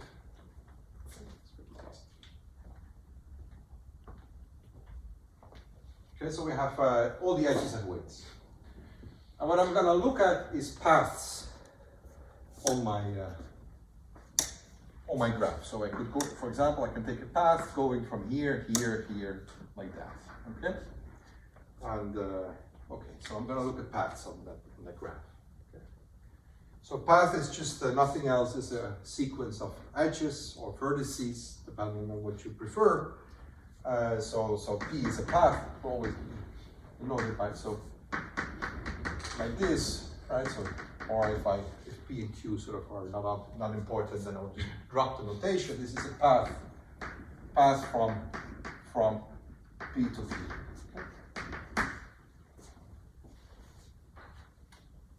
Okay, now I will give also paths. I will give a weight. And the weight is just the product of all the edges. So this is the product of the edges in my path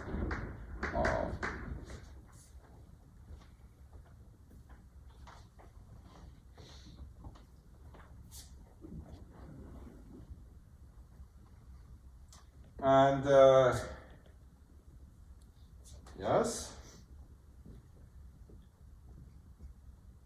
Now I'm going to do another thing. I'm going to look at several paths. Okay.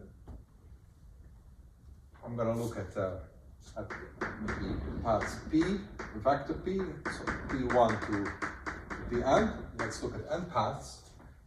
And so maybe we have several paths. Here I have another path. Here I have another path, right, like this. So we could have a number of paths, and then the weight of a vector of paths is just the product of all the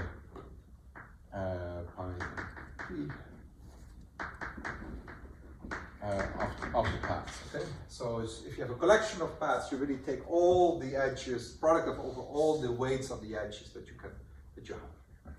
Okay.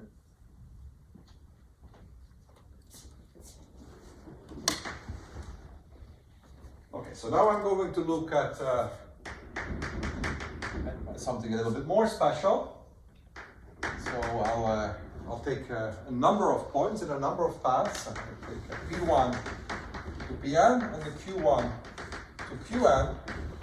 Right, so let's maybe take, this is my P1, this is my P2, and here's Q1, and this is Q2.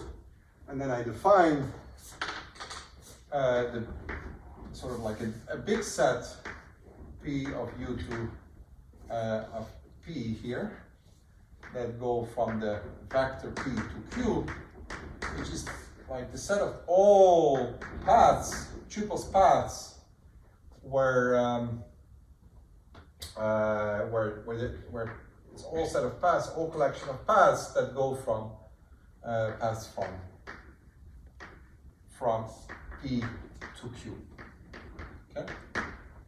So I look at all possible paths that could go from one. You know, I have these 2 points here, 2 endpoints there. I look at all collection of paths. P1 could connect to Q2. That's okay. You don't need to connect to itself, although we will do this later, but at the moment it doesn't matter. And now, important thing, I will look now also at the set PQ, which is all the set of paths. So this is sort of in this set. But now there is the condition that for all j different from k, the paths don't intersect.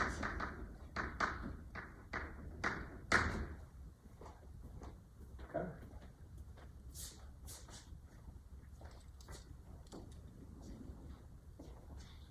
So this example is wrong because it intersects at this vertex. So I could not have taken this example. If I want to take this example, I actually have to go from the blue one just straight here. Then it's okay. So you cannot have any vertex in common. Not just edges, but also no vertex in common. So did you say that we can go from P1 to Q2 and P2 to Q1? Is this allowed? So that is allowed in the sect that has, you know, where you, here it is allowed, but here it's, in this example, obviously not allowed because you cannot intersect. But sometimes you can draw graphs for which you can actually intersect, when you can actually end in different points without intersecting. That's not impossible to draw examples of that. But the graphs that we will consider will also automatically mean the non-intersecting condition will be of this type, that it will immediately mean that Pi should go to Qi. But in general, you don't need to have that. But the ones that we care about are of that type.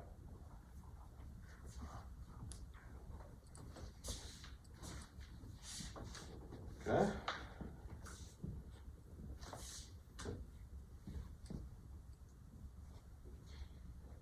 Good, so now I'm going to introduce a probability measure. So a probability measure, so probability measure now on Pni, non-intersecting from P to Q is just, right, so that's just that the probability of having a certain P is just the weight of P, the factor P divided by the sum over all weights in P, where P is actually in this set, non-intersecting, right? P to Q.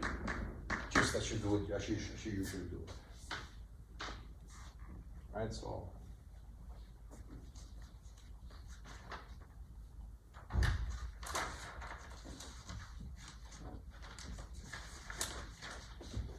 Yeah, so that's the probability measure we're going to do. We have a collection of paths. There could be many ways of doing that. Each path has a weight. And then the probability of having a certain configuration is just the weight of that configuration of paths divided by the total. Right? So it's a simple way of model. And I claim that in the cases that we have, it's basically these will give rise to determinantal point processes. Okay, and one of the amazing theorems that one lies behind this is called a theorem by Lindström, Gesell, and Vienno.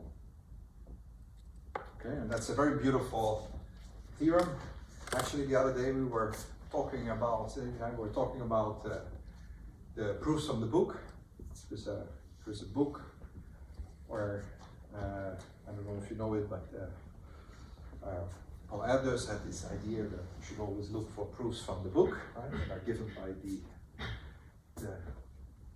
supreme entity, or whatever he wanted to call it. I think supreme fascist, that was the word that he actually used.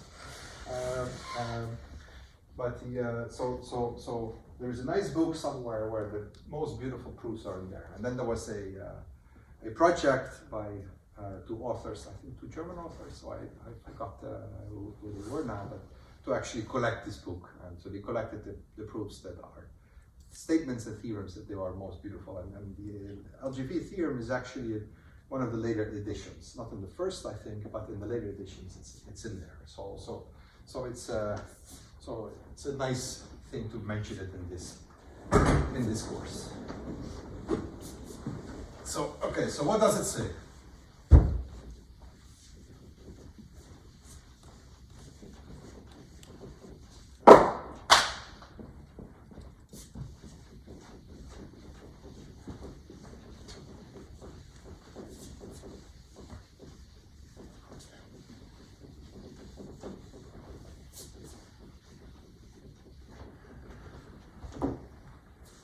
Okay, it says the following. So let me first have a little notation. Let's look at GUV for any vertices and I use P and Q. So let me say P and Q for any point P and Q in my graph. Let it just be the sum over all paths from P to Q, from P to Q, and this is the weight of the path. Okay, so that's sort of the weighted sum of over all paths going from P to Q. Okay, and then there is the theorem. It says the following, that the determinant of the G, Pi, Qj, or I and j run from 1 to n, this is given by a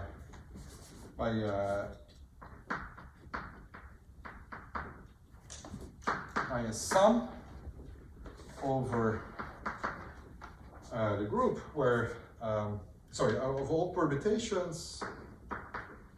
This is maybe not so surprising, but the surprise comes in a minute, where this is over the sum over all pi, all sort of vectors pi that are non-intersecting, going from P to Q of the weight of pi. Okay. So if you look at the sum over all non-intersecting paths, right? So non-intersecting paths from P to Q, if you sum over that, so it's better to write this out better, like non-intersecting, P1 to Pn of Q sigma 1 to Q sigma n, yes? So you go from Pi to Q sigma I, yes? And then you sum over all permutations, and this is equal to this determinant.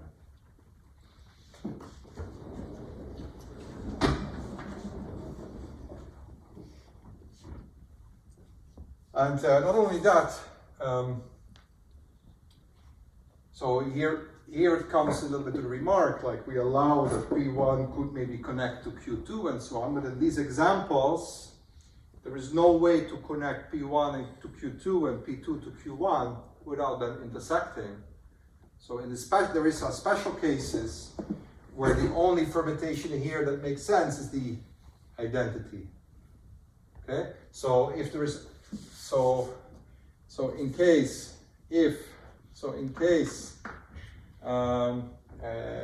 right, in case the only way to connect P to Q with non-intersecting paths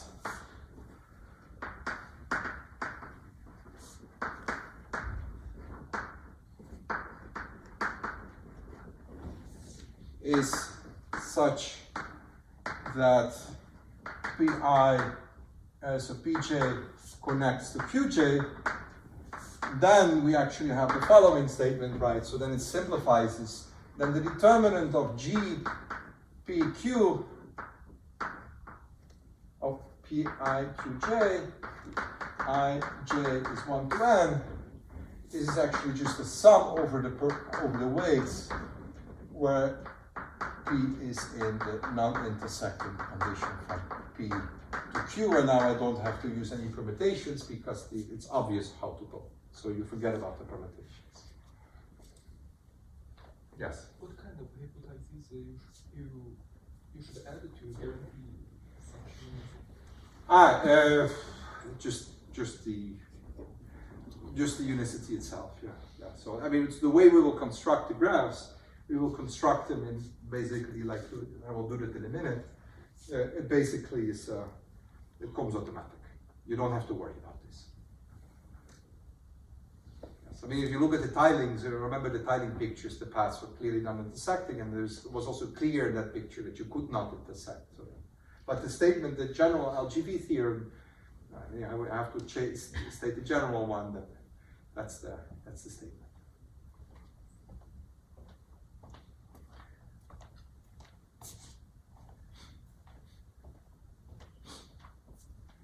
And the proof, well, there's a proof from the book. So the proof is actually, let me just sketch the proof. It's actually very nice. So there's a very nice idea.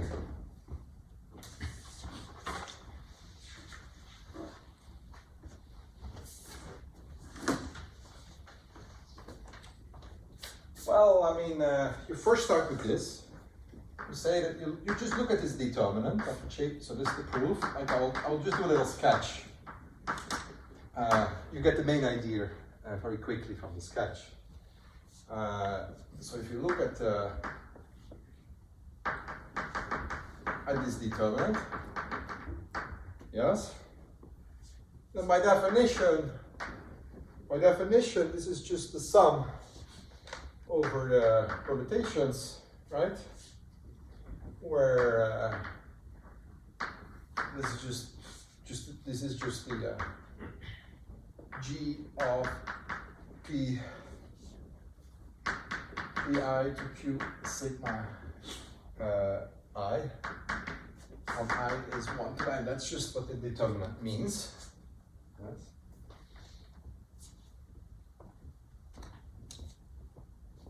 But this guy here, I could actually rewrite, because the G is just the sum over all weights of all the paths that go from here to there. I can just write this as a sum over all paths. And then the product of I is 1 to n. And this is the W of the pi I, yes.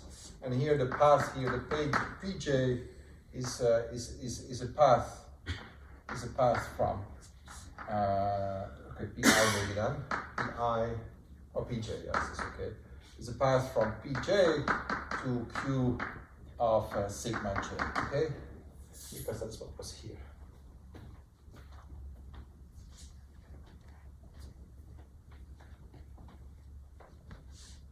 Yes? It's just that this is a sum. You bring the sum out of the product. Not very difficult. So now comes the thing. What does the Lindström-Gesell theorem say? Right? It's almost the same as this one, right? What does it say? It says, well, here I have to sum over all paths that go, and they might be intersecting. So somehow, if I just take this sum over non-intersecting, and here plus the sum over intersecting, then somehow this part should sort of cancel out. It should be 0. And this part is that thing that should be remaining. Okay? Now, why is that true? This is a very, very, very cool thing. I sketch it. So here are my P's and here are my Q's. Right? So suppose I have a collection of intersecting paths. Right? So I have a path like this. And what I do is I go from here and then here. I go here, right? So it intersects, right? So it intersects, right? Now what I can do is the following. Now, this collection is there, but actually I could also look at switching the things, right? So instead of this path, I can look at this path that goes from here but doesn't continue there, but goes down, and here it goes up, right? Right? So there's I sort of define an involution. If I have two paths crossing, at the crossing point, I just switch the tails of the path. Okay? Well, then the weight of that configuration doesn't change. Yes? That's the same weight. This product here didn't change because I didn't change the edges. I just said which one belongs to which path. What happens is that this doesn't go now to this one, but it goes to that one. And this one goes to that one. Yeah? I switched it. The weight is the same, but switched it. It means I changed the sign. I took the opposite sign. So if there's a configuration like that, then there will be another configuration that sort of, instead of this to there and this one to here, it will actually go from here to there and here to there, but it will also arise in the sum, but this sign will be exactly the opposite. So it cancels out. That's the idea. Okay, you have to do it a little bit precise because you could have several points of intersection, so you have to be a little careful, but that's the basic idea. Okay, so that's it. So this is very nice, and this will be extremely useful to compute. Actually, remember, if I actually remember correctly, if you want to, for example, prove the Cauchy-Binet identity, and you don't want to do it in a linear algebra way, you can actually use LGV theorem. So the product of two rectangular matrices, you could actually see this as non-intersecting paths, and you will be able to prove the Cauchy-Binet identity from Lindström-Gessler-Vienot. So it's really, that's the perspective that was done in the book of the proofs from the book. They actually showed how some simple linear algebra tricks just follow from this general theorem. So that's a nice remark here. Okay? Okay, very good. So now we're going to do this. We're going to play this game now. Okay, and I'm going to look at some special graphs.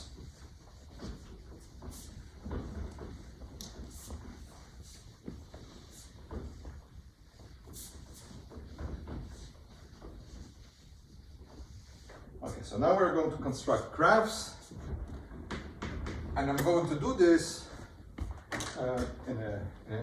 in a rather general way. There are 4 types of columns, and you should think about these 2 examples. If you look at these examples, there is sort of a way to go from here to there, from here to there, from here to there, and so on. And here also from here to there, from here to there, you can go to the next level. And what you then see is that, okay, we have maybe a Bernoulli step, like, I shouldn't say Bernoulli, but I always think Bernoulli because from each point here you can have to stay put or go up. That's sort of like one step. And here there are steps that go like, straight and then down. Here we also have straight steps that go straight up and so on. There's sort of 4 types of steps. Okay? So this is what I'm going to do. So I will say that there's a type 1. So this is the type. So 1, 2, 3, and 4. And they will basically go like this. Okay? Like this. Yes, and the vertices here are basically, they're all z by z. Okay? So I have a column of z matrices. Do I say that correctly? Z by z. No, that's not z by z. It's z times 1, 2, right? So yes, I mean we have 2 copies of z. These points are integers and these points. So it's part of the square lattice. Yeah, so it's infinite, that's what I want to say. Yes, and everything will be part of the square lattice. Okay, and then the second point is that we can go, we can also, that's not represented there, but why not? If we can go up, we should also be able to go down. Yes. And everything is directed basically to the right. And we have another one here that is like this. Let's view this. And, oh, no, actually I want this to be consistent, I want it to go up. It's the same graph, but it's directed up. And then here I have, now it goes down. Okay, so these are the 4 types. And you may wonder why these 4 types. I will have a very beautiful theorem later explaining why these 4 types. Okay, so these are, and there are columns, they are sort of infinite long, right? And what I'm going to do now is that you can choose, you can glue those columns together in an arbitrary way. You can choose. So now just glue them together. So we could have like a type 1, and then a type 2, and then a type 1, 2, and then a 4, or something like that. You know, you can just glue them together. And then I really mean that if you have a 1 here, then we go like this, right? And then a 2, then we go down, and so on. And then we have a 1 again, so we go up again. I mean, you get the point somehow, right? So you basically glue these points. When I glue, I mean, you just put these points and then go to those, right? So you glue these columns together. This is type 1, this is type 4, type 1, type 4. This was type 3, type 4, and yes, okay, yeah. And then there is, oh, there's some edges that I didn't really somehow draw. I should have drawn these also. Then it's this is type 3, this is type 4, type 4. And if I make it infinitely long. Okay? So that's what I do. And then what I'm going to put is, I'm going to put this on 1, like 0, 1, 2, to capital N. And I'll put this times z. Okay, so these are my vertices. This is my vertex type. Okay.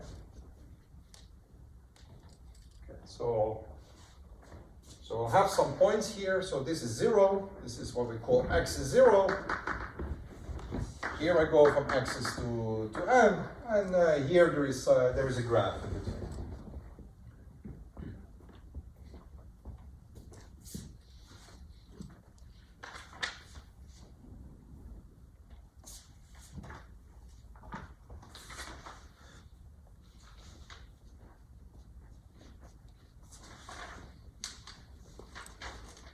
So now I have to put, now I put also, so we have, this is our graph, okay? And now I'm also going to put some initial points. We have the P1, so I'll put this here. Here's a point 0 minus 1, 0 to minus 2, to 0 to minus n. And I go here to n of minus 1, n to minus 2 to n to minus n. Okay, so I look at these points. So these are the p's and these are the q's. And then I have a bunch of columns, and then I'm going to look at non-intersecting paths that go from here to there. Okay. It's obvious that there is no way that I can go from here. Then, like, if it's non-intersecting, I really have to connect this point to that point, and this point to that point. So we're really in that nice case, special case of the Lindström-Gessow-Field. Okay, and now I'm going to take a probability measure on these graphs. So this came from the weight function. I have to give weights on the edges. And I'll do it like this. If I go from this here, well, let me say it. If I go from a point here, if I go straight here, and I will give them weight A. So all horizontal edges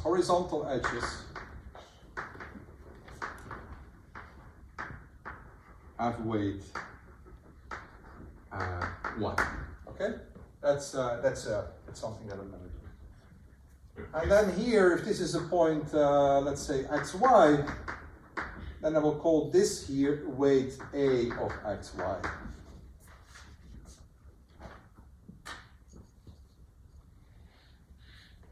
Yes. Here, if this is my point xy, again this has weight 1, but here I will call this b of xy. Okay, so so this is this one, and this is this one. And maybe I'll give it a color, just to right. I mean, I do this for all points xy, of course, but I just want to indicate that it's like that. Yes? Here, say this is all 1, but if I have a point here, so this is like x plus 1 y, and I call this d of xy. Okay? Sorry, c. Why would I skip c? There's no reason to do that. And if I go down here, I call this d. This here is d of xy. Okay?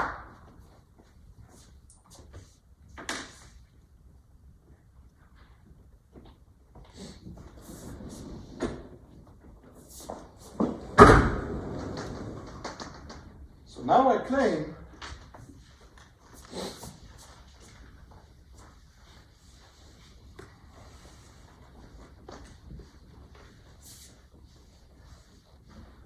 that actually what I have constructed now is a probability measure on non-intersecting paths. Yes, it was given as the probability, right? Just the probability. I mean, the probability of a path configuration now is just it's just the weight of the path, right, divided by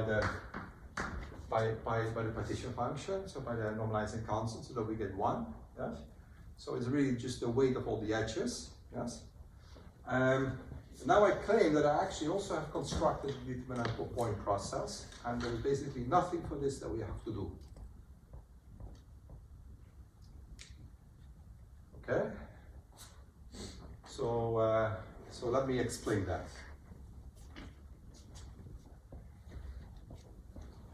Let's explain this. Okay, so let's look at a given line here. Let's look here at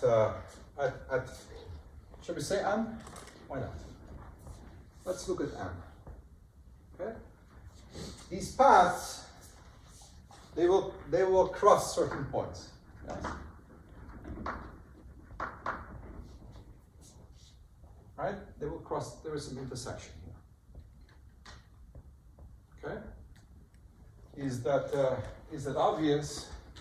Well, actually you have to be a little careful, because if I have a path here like that, and I look at this, what I do is actually look, if I would cut it exactly at this point, then I have several points on the path. So the rule is that if the path points down, I look at the lowest point. If the path points up, it's at the highest point. So let me draw an example here. Let me draw an example. shall I? Yeah, let me draw an example in here. Right, so I had this path, and here it went. Let me do it a little bit more exciting. Let me go like this. No. This one has to go here. So this one has to go straight. Okay, it's a little boring, but okay. Shouldn't be judgmental.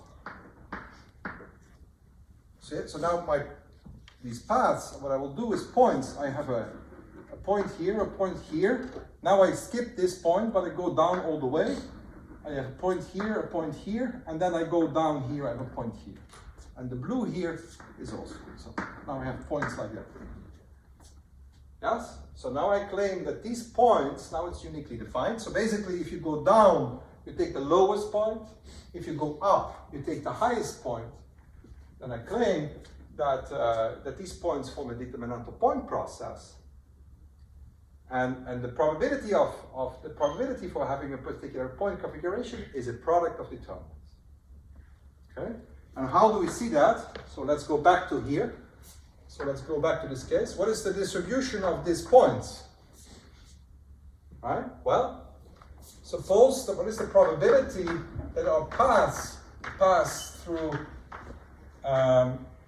say, x1 at m to x1 xn of m. Okay. What is that probability?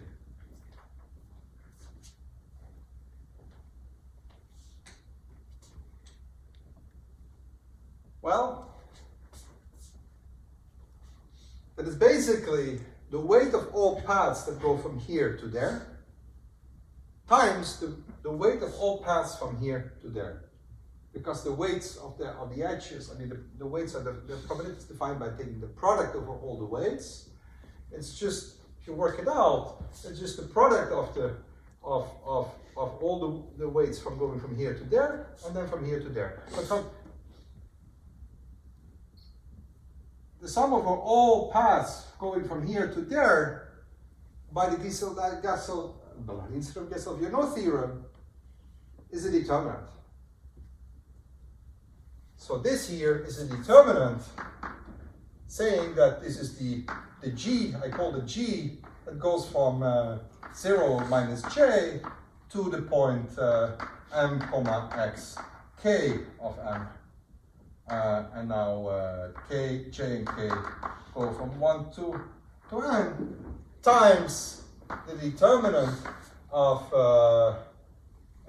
g, right, going from m to xkm to the point n comma minus j. And again, j and k running from 1 to n. You just apply, it's just 2 times the Lindström-Gesell-Viernot theorem. Okay, does everybody see that? Yeah?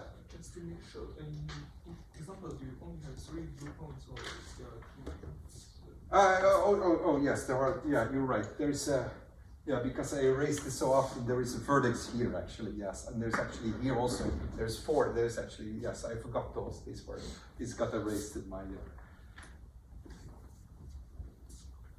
Then you need also to divide by the. Yes. For the probability, I also have to divide by the partition function, which is the sum of all the paths that go from here to there, which by Lindström-Gesell-Viernot is actually the determinant we have to define. Okay, so should I maybe write this? This is very disrespectful for my part. I should write this clearly. Can I do this? How do I fix this?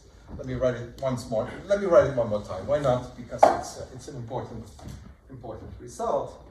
This here is the determinant of g going from, let me call these points pi. Yeah, so it's p, this is p1 to pn. This is, then I have a little better space, p1 to pj to xkm times the determinant of g going from xkm to qj. Now j and k run from 1 to n, j and k run from 1 to n, and I divide now by the determinant of G of Pj Qk.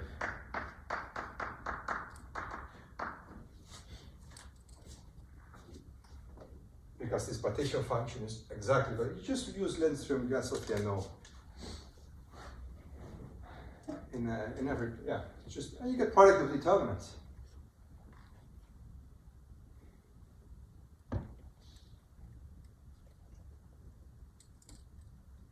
Yes? Okay, very good.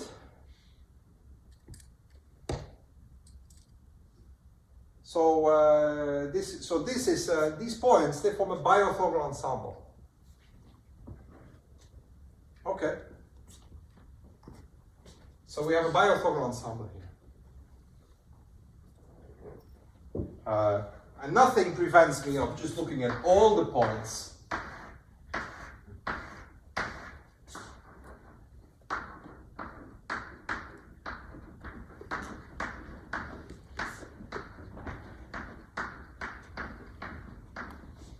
And going from here to there is a transition made, basically this Tm. We remember that we're in the setting of the Einameta theorem, because what we will have is well, Gasol-Viernot tells an LGV theorem tells us how to go from this level to that level by determinant, from this level to that level by determinant, this level by that level by determinant. Just apply the distance of Gasol-Viernot time n times, and you get a product of determinants.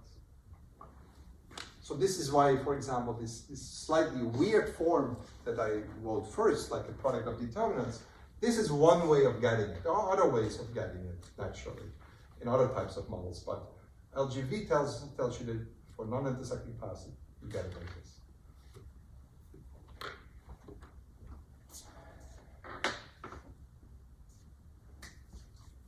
Okay. Can you deduce the number of the tilings using this? So yes, you can get that. Yes. Yes. So although it's for the number of, you can do it like that. It's a little difficult to do it like this, and I will show you why. But this has to do with the fact that I was cheating a little bit in the sense that the Aztec Diamond doesn't directly fall in this, and I will show you some pictures later or maybe next time, and I don't know how fast that will be. You need to do a little bit more, but you can. Yeah, so the short answer is yes, but it's not entirely trivial. When you go to the number of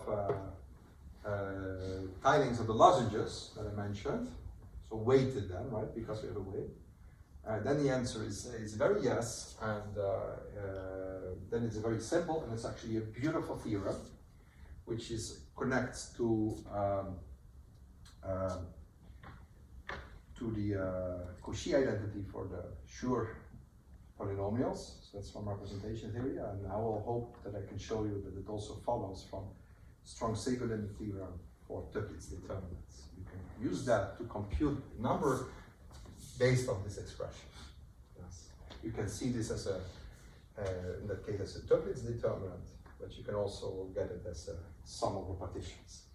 So so the answer to that is yes, and there is beautiful theory, and hopefully we'll see something of that. Yes. Although it's not trivial.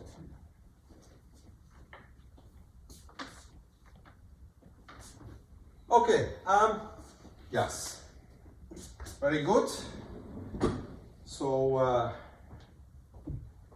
what we have to do now is, and let me not do it because but in principle, right? I'm now in the Einameta theorem. If I want to compute correlations for such a process, I just apply that theorem, right? Very important about the theorem was, and I pointed it out, is this G inverse, this ground matrix that you have to compute, which is basically this matrix. Yes? You have to invert it. So you can compute correlations if you can invert this matrix. Okay? So in general, this is a horrible task, and we shouldn't do it. We shouldn't even attempt it. Or if you do it, keep your ambition low for what you can do with it, because it's ambition. But there are some special cases where we actually can.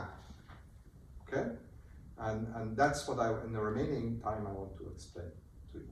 Okay, so in special cases where you can actually deduce how to go from that you can actually compute the inverse of this matrix. Okay.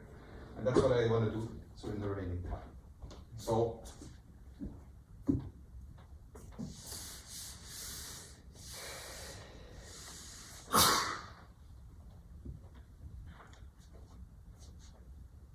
okay, so now I'll get to space homogeneous. So space homogeneous cases.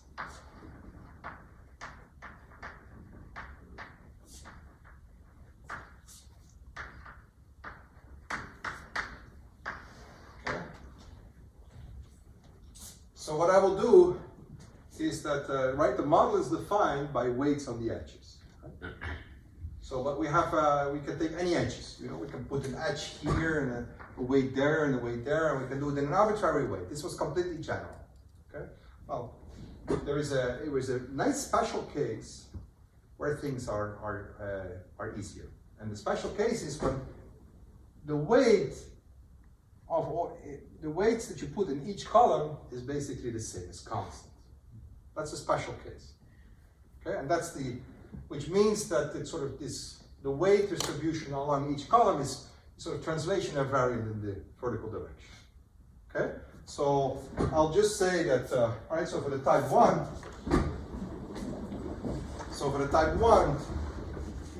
right, we just get A1.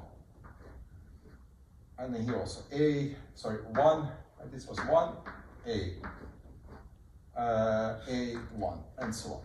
By the way, the 1 is not really strictly necessary, but it's sort of convenient, and in this case, actually, you can always set it to 1, so there you don't lose generality. Okay, but there's like an A. It's homogeneous like this, and the same for this case, of course. And here, then also we just set a 1 and maybe a B. Here we will set like if it's also sort of homogeneous. If we go up first, right? Yes. This is 1. Or we can set a C here, maybe it's just the same thing. And if we go from here to down, let's call that a D. Okay. Okay. Very good.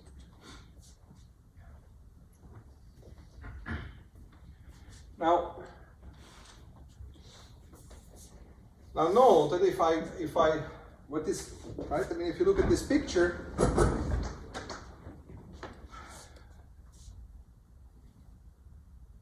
to go from in the Linz-Gesell-Viennot theorem, you get product of determinants, and the determinant just is it's just the probability of going from here to here for each column.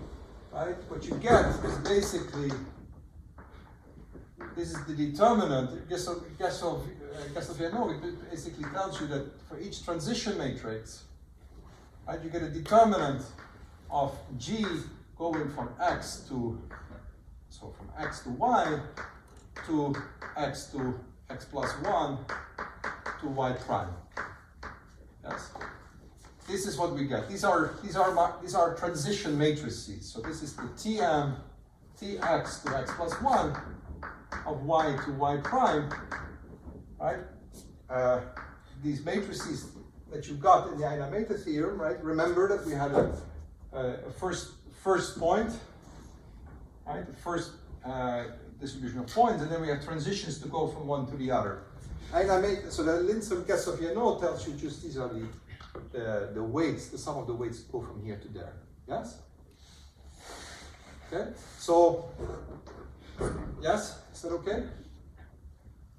Now, in the homogeneous case, what it means basically is like, so we go from an xy, right, to another point, let's say x plus 1 to y prime, right? Yes. And what in homogeneous case, what it only depends basically, it's a function of y prime minus y. Yes? This is a function, this is just depends on y prime, so it's basically, let's call it an a, and I will write it like this, y prime minus y. Yes? Maybe I used a here already, right? So let me call it maybe, let me call it, it's a function s, it depends on the column, yes, so it's an s of x, and then it's y prime minus y basically, yes?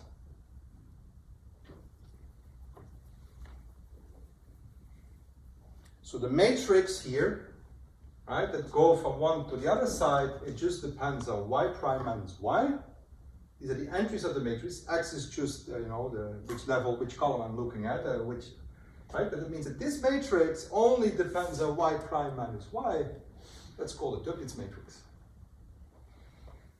So this here is the Duits matrix, or actually the Lauréat matrix, just by definition, of the symbol as x. Yes, where this is. Yes, so now we have the Lauréat matrix, and we have a y prime, and I have to put a twiddle in there.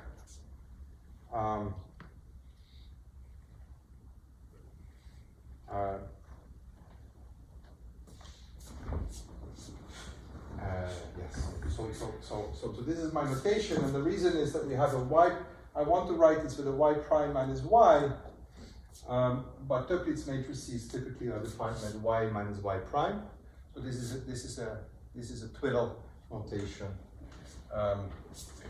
If you have a notation, if you have a symbol, should have said that as z is a function on L2 of the circle, then twiddle s of z is just s of 1 over z. So in other words here, this as x tilde is the sum over these coefficients as x k z to the minus k.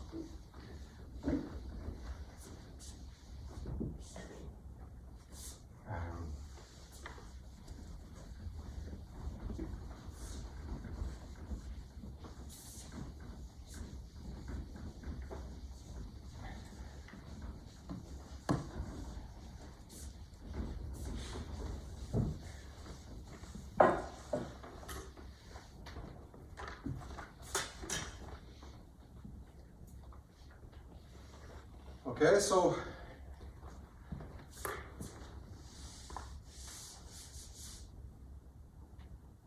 what I end up with is the following construction. Okay, so let me just make a concluding statement here. What I end up with this construction is that if I look again at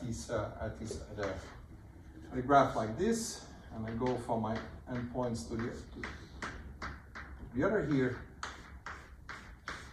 and I look at my paths, and I have these 4 types of columns. what I got here is that the probability of having xj m, and j runs from 1 to n, and let's say m runs from 0 to capital M, this probability of having these points will be a product of Duits matrices L. Sorry, it's a product of L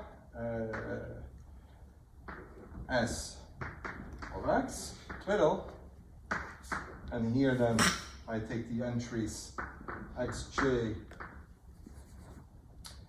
Sorry, I should have said. I have. Okay, so let me write this as. Sorry. Let me write it like this. Sorry.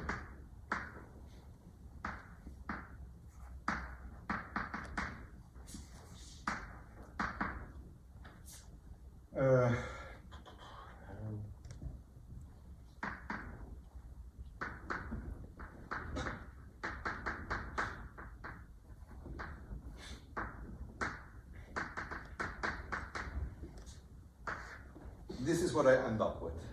This is my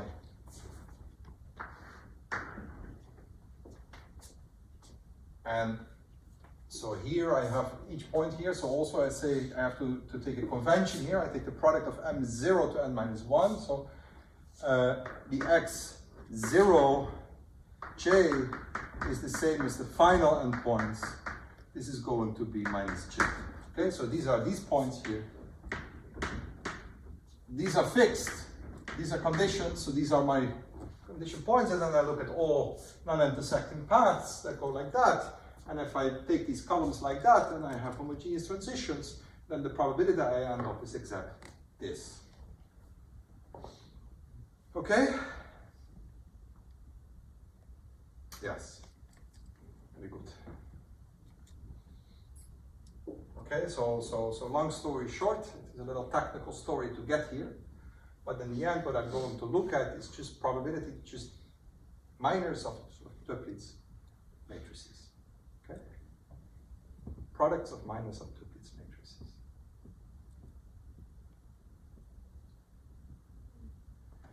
And now, so what do we need to do? What is the key? What is the key to the Einar-Meta theorem?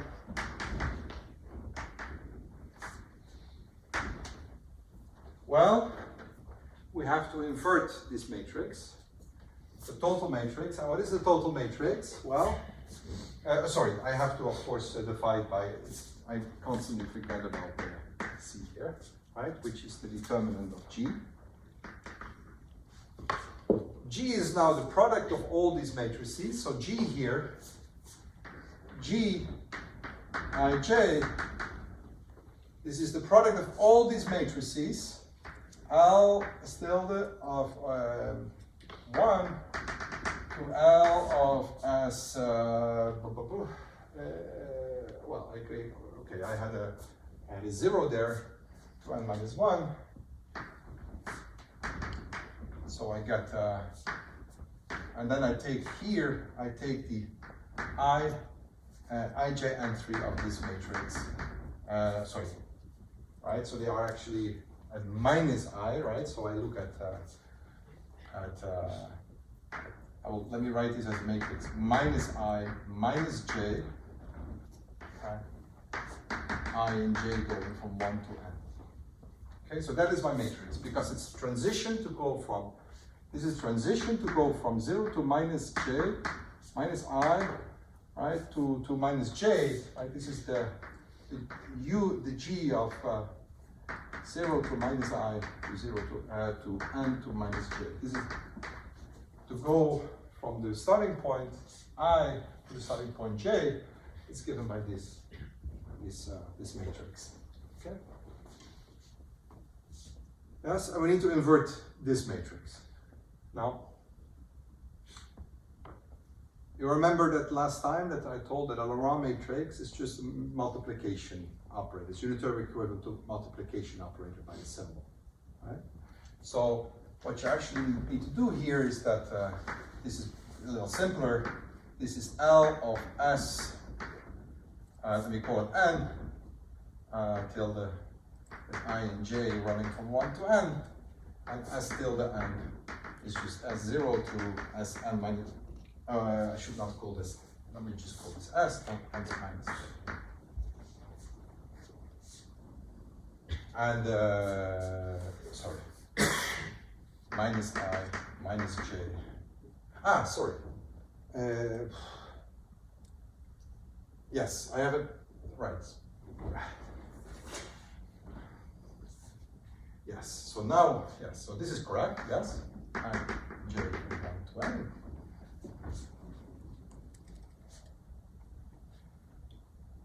And now, so I have the minus, that's why I have the twiddle, so the minus I, the minus J. So remind, as what is S twiddle doing, it's flipping the Fourier coefficients from K to minus K.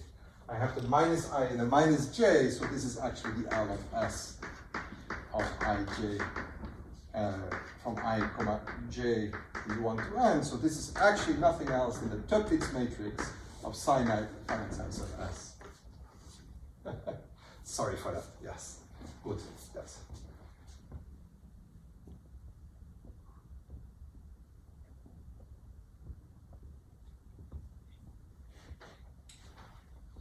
Right, and we need to invert this. Okay? Now, okay, so we need to invert this, and I guess you expect me now to give you the good news, like I know how to invert a Duits matrix. There's lots of things I know about Duits matrices, but inverting a finite Duits matrix is not one of them. And this is a problem. Okay? However, there is a very nice thing. If you tell me how to invert a Duits operator, then I know how to do it. Okay?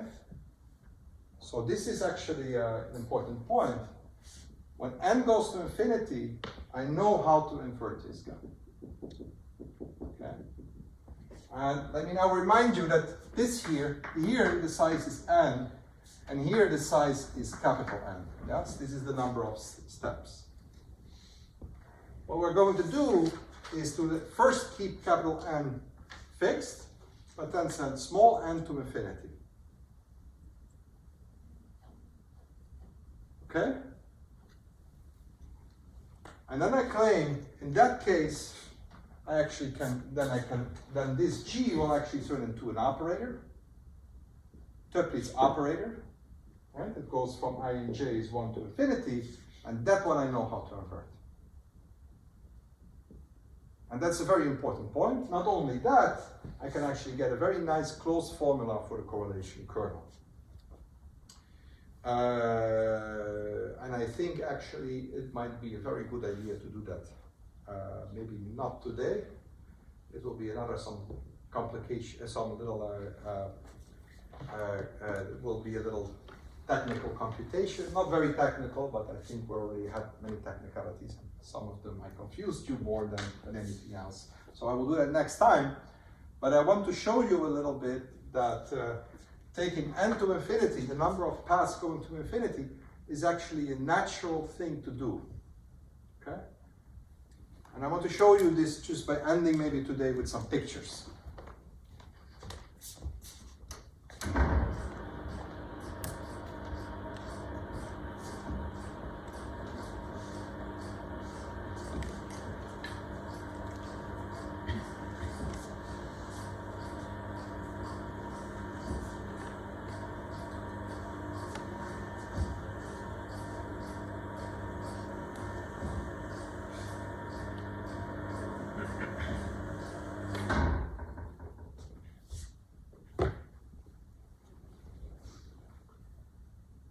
Okay, let's see.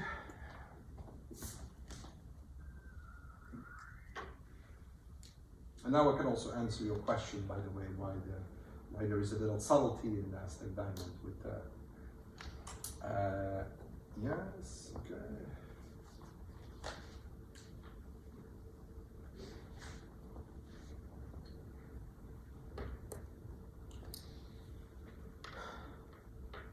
Yes, okay?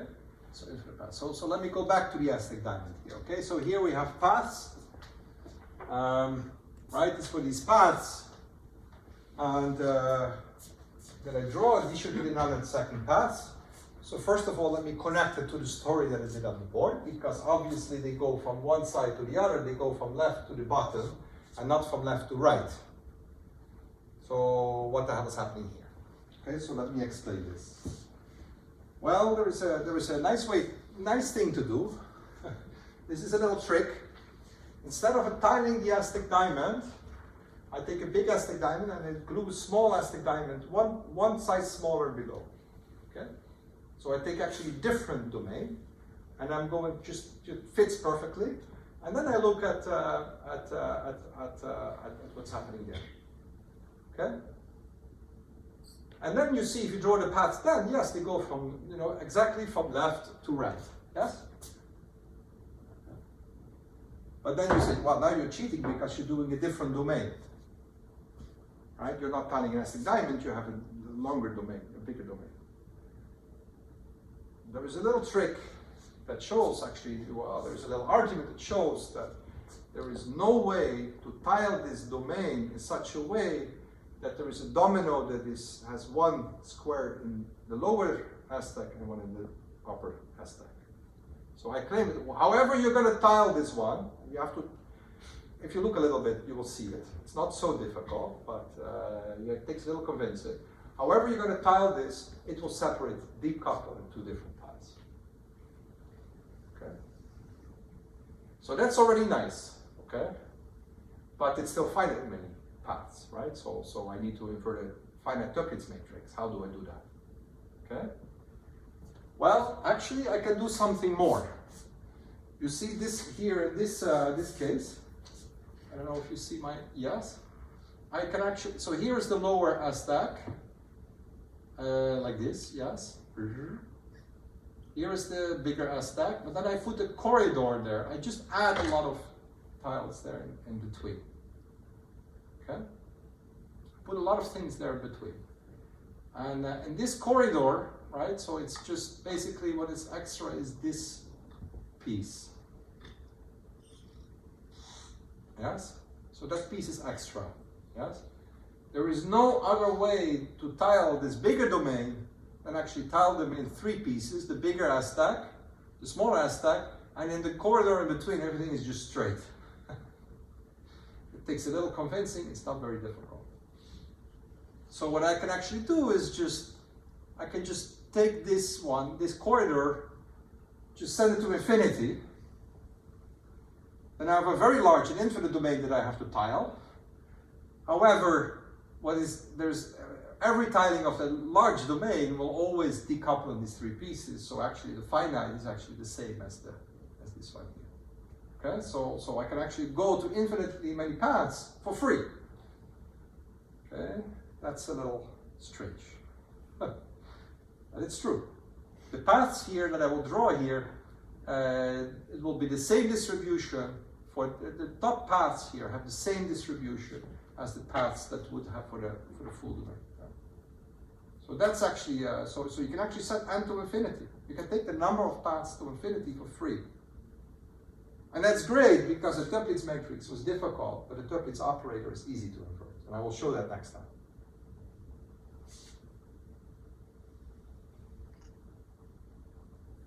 So, okay, so let me also say that to connect this actually with the things that I've been talking about before, we do some extra things. We actually really embed it in this way. The Aztec Diamond is a little annoying in that way. To see these four types of columns, let me draw some more pictures. So let me forget about the tiles. I just look at the paths. And now I do something. I'm going to cut these paths here at these points, and I draw just green parts there, and these are just straight lines. Okay, I just add them. Okay, why? Well, you'll see why. Okay, it's just they don't do anything. I also make sort of the number of steps here goes from 0 to n to 0 to 2n. So then what I see is that I take this part, What I don't like is that the paths sort of start here, but they end at lower points. So what I'm going to do is I basically go with shear transformation. I map everything. I mean, I will write the details in the notes to do this precisely. But what I do is basically I do a shear transformation. I move these ones, they were going down, but now they go up. And it's just a simple transformation on just change of coordinates maps it to this case. Okay, it's a simple transfer. And now they start and end in the same point. And now what is very nice is that this part here is really like a type 1 column. The next part, okay, that was a little boring step, we'll go to like a type 2 column. And then we get a type 4 column. And then there's a type 1 column again and a type 4. So this is an alternating between type 1 and type 4. So that's what you get here. You see this graph that I drew before? You see these? And you just get paths on that graph. Okay? And they go from non-intersecting from these points to these points.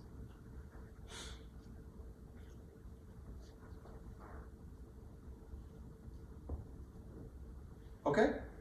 So this is the connection to what I talked about before. So let me take another connection. Let me look at the other example, which is a very nice example, beautiful example. Remember I had this picture. Right? So I draw these paths again like I did before. I put them on that. I mean, you can also draw them in a different way, but I like to draw them like this. Okay, then I throw away the tiling. I get paths like this. Of course, here again, it's sort of weird. There is this weird central line, and it doesn't really fit into the type 1, 3, and 4 columns yet. But what I do is I just unfold it a little bit here. I just go from here, I do a shear transform here, and a shear transform here, and I manipulate, I get this. And it turns out that this is indeed exactly, of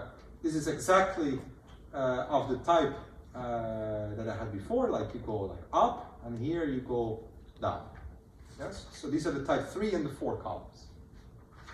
Now I claim I can also just add things at infinity. I can just add paths that don't do anything. If I have more points, all these points have to be necessarily straight. And I can show you that maybe best here is to look at this graph here. I have this graph. These are the type 1 columns. These are type 3 columns. Then there is here the end with type 4 columns. So from here on, you switch from 3 to 4. Yes? So now here is paths, right? Okay, so here is a bunch of configuration of paths, but I see that the first path can move immediately up, right? But the second path couldn't move up because it would be intersecting. So this second path has to just wait a little bit and then go up. But this one has to wait even more. And this one has to wait even longer, and this one has to wait for eternity. Cannot. So any sort of configuration of paths, if I take too many paths, most of them are trivial, and all the horizontal weights are 1, so they don't do anything to your probability measure. They don't do anything. They're trivial. So I can just add infinitely many of them because they don't change anything. And that's the beauty of it. Let's do it again.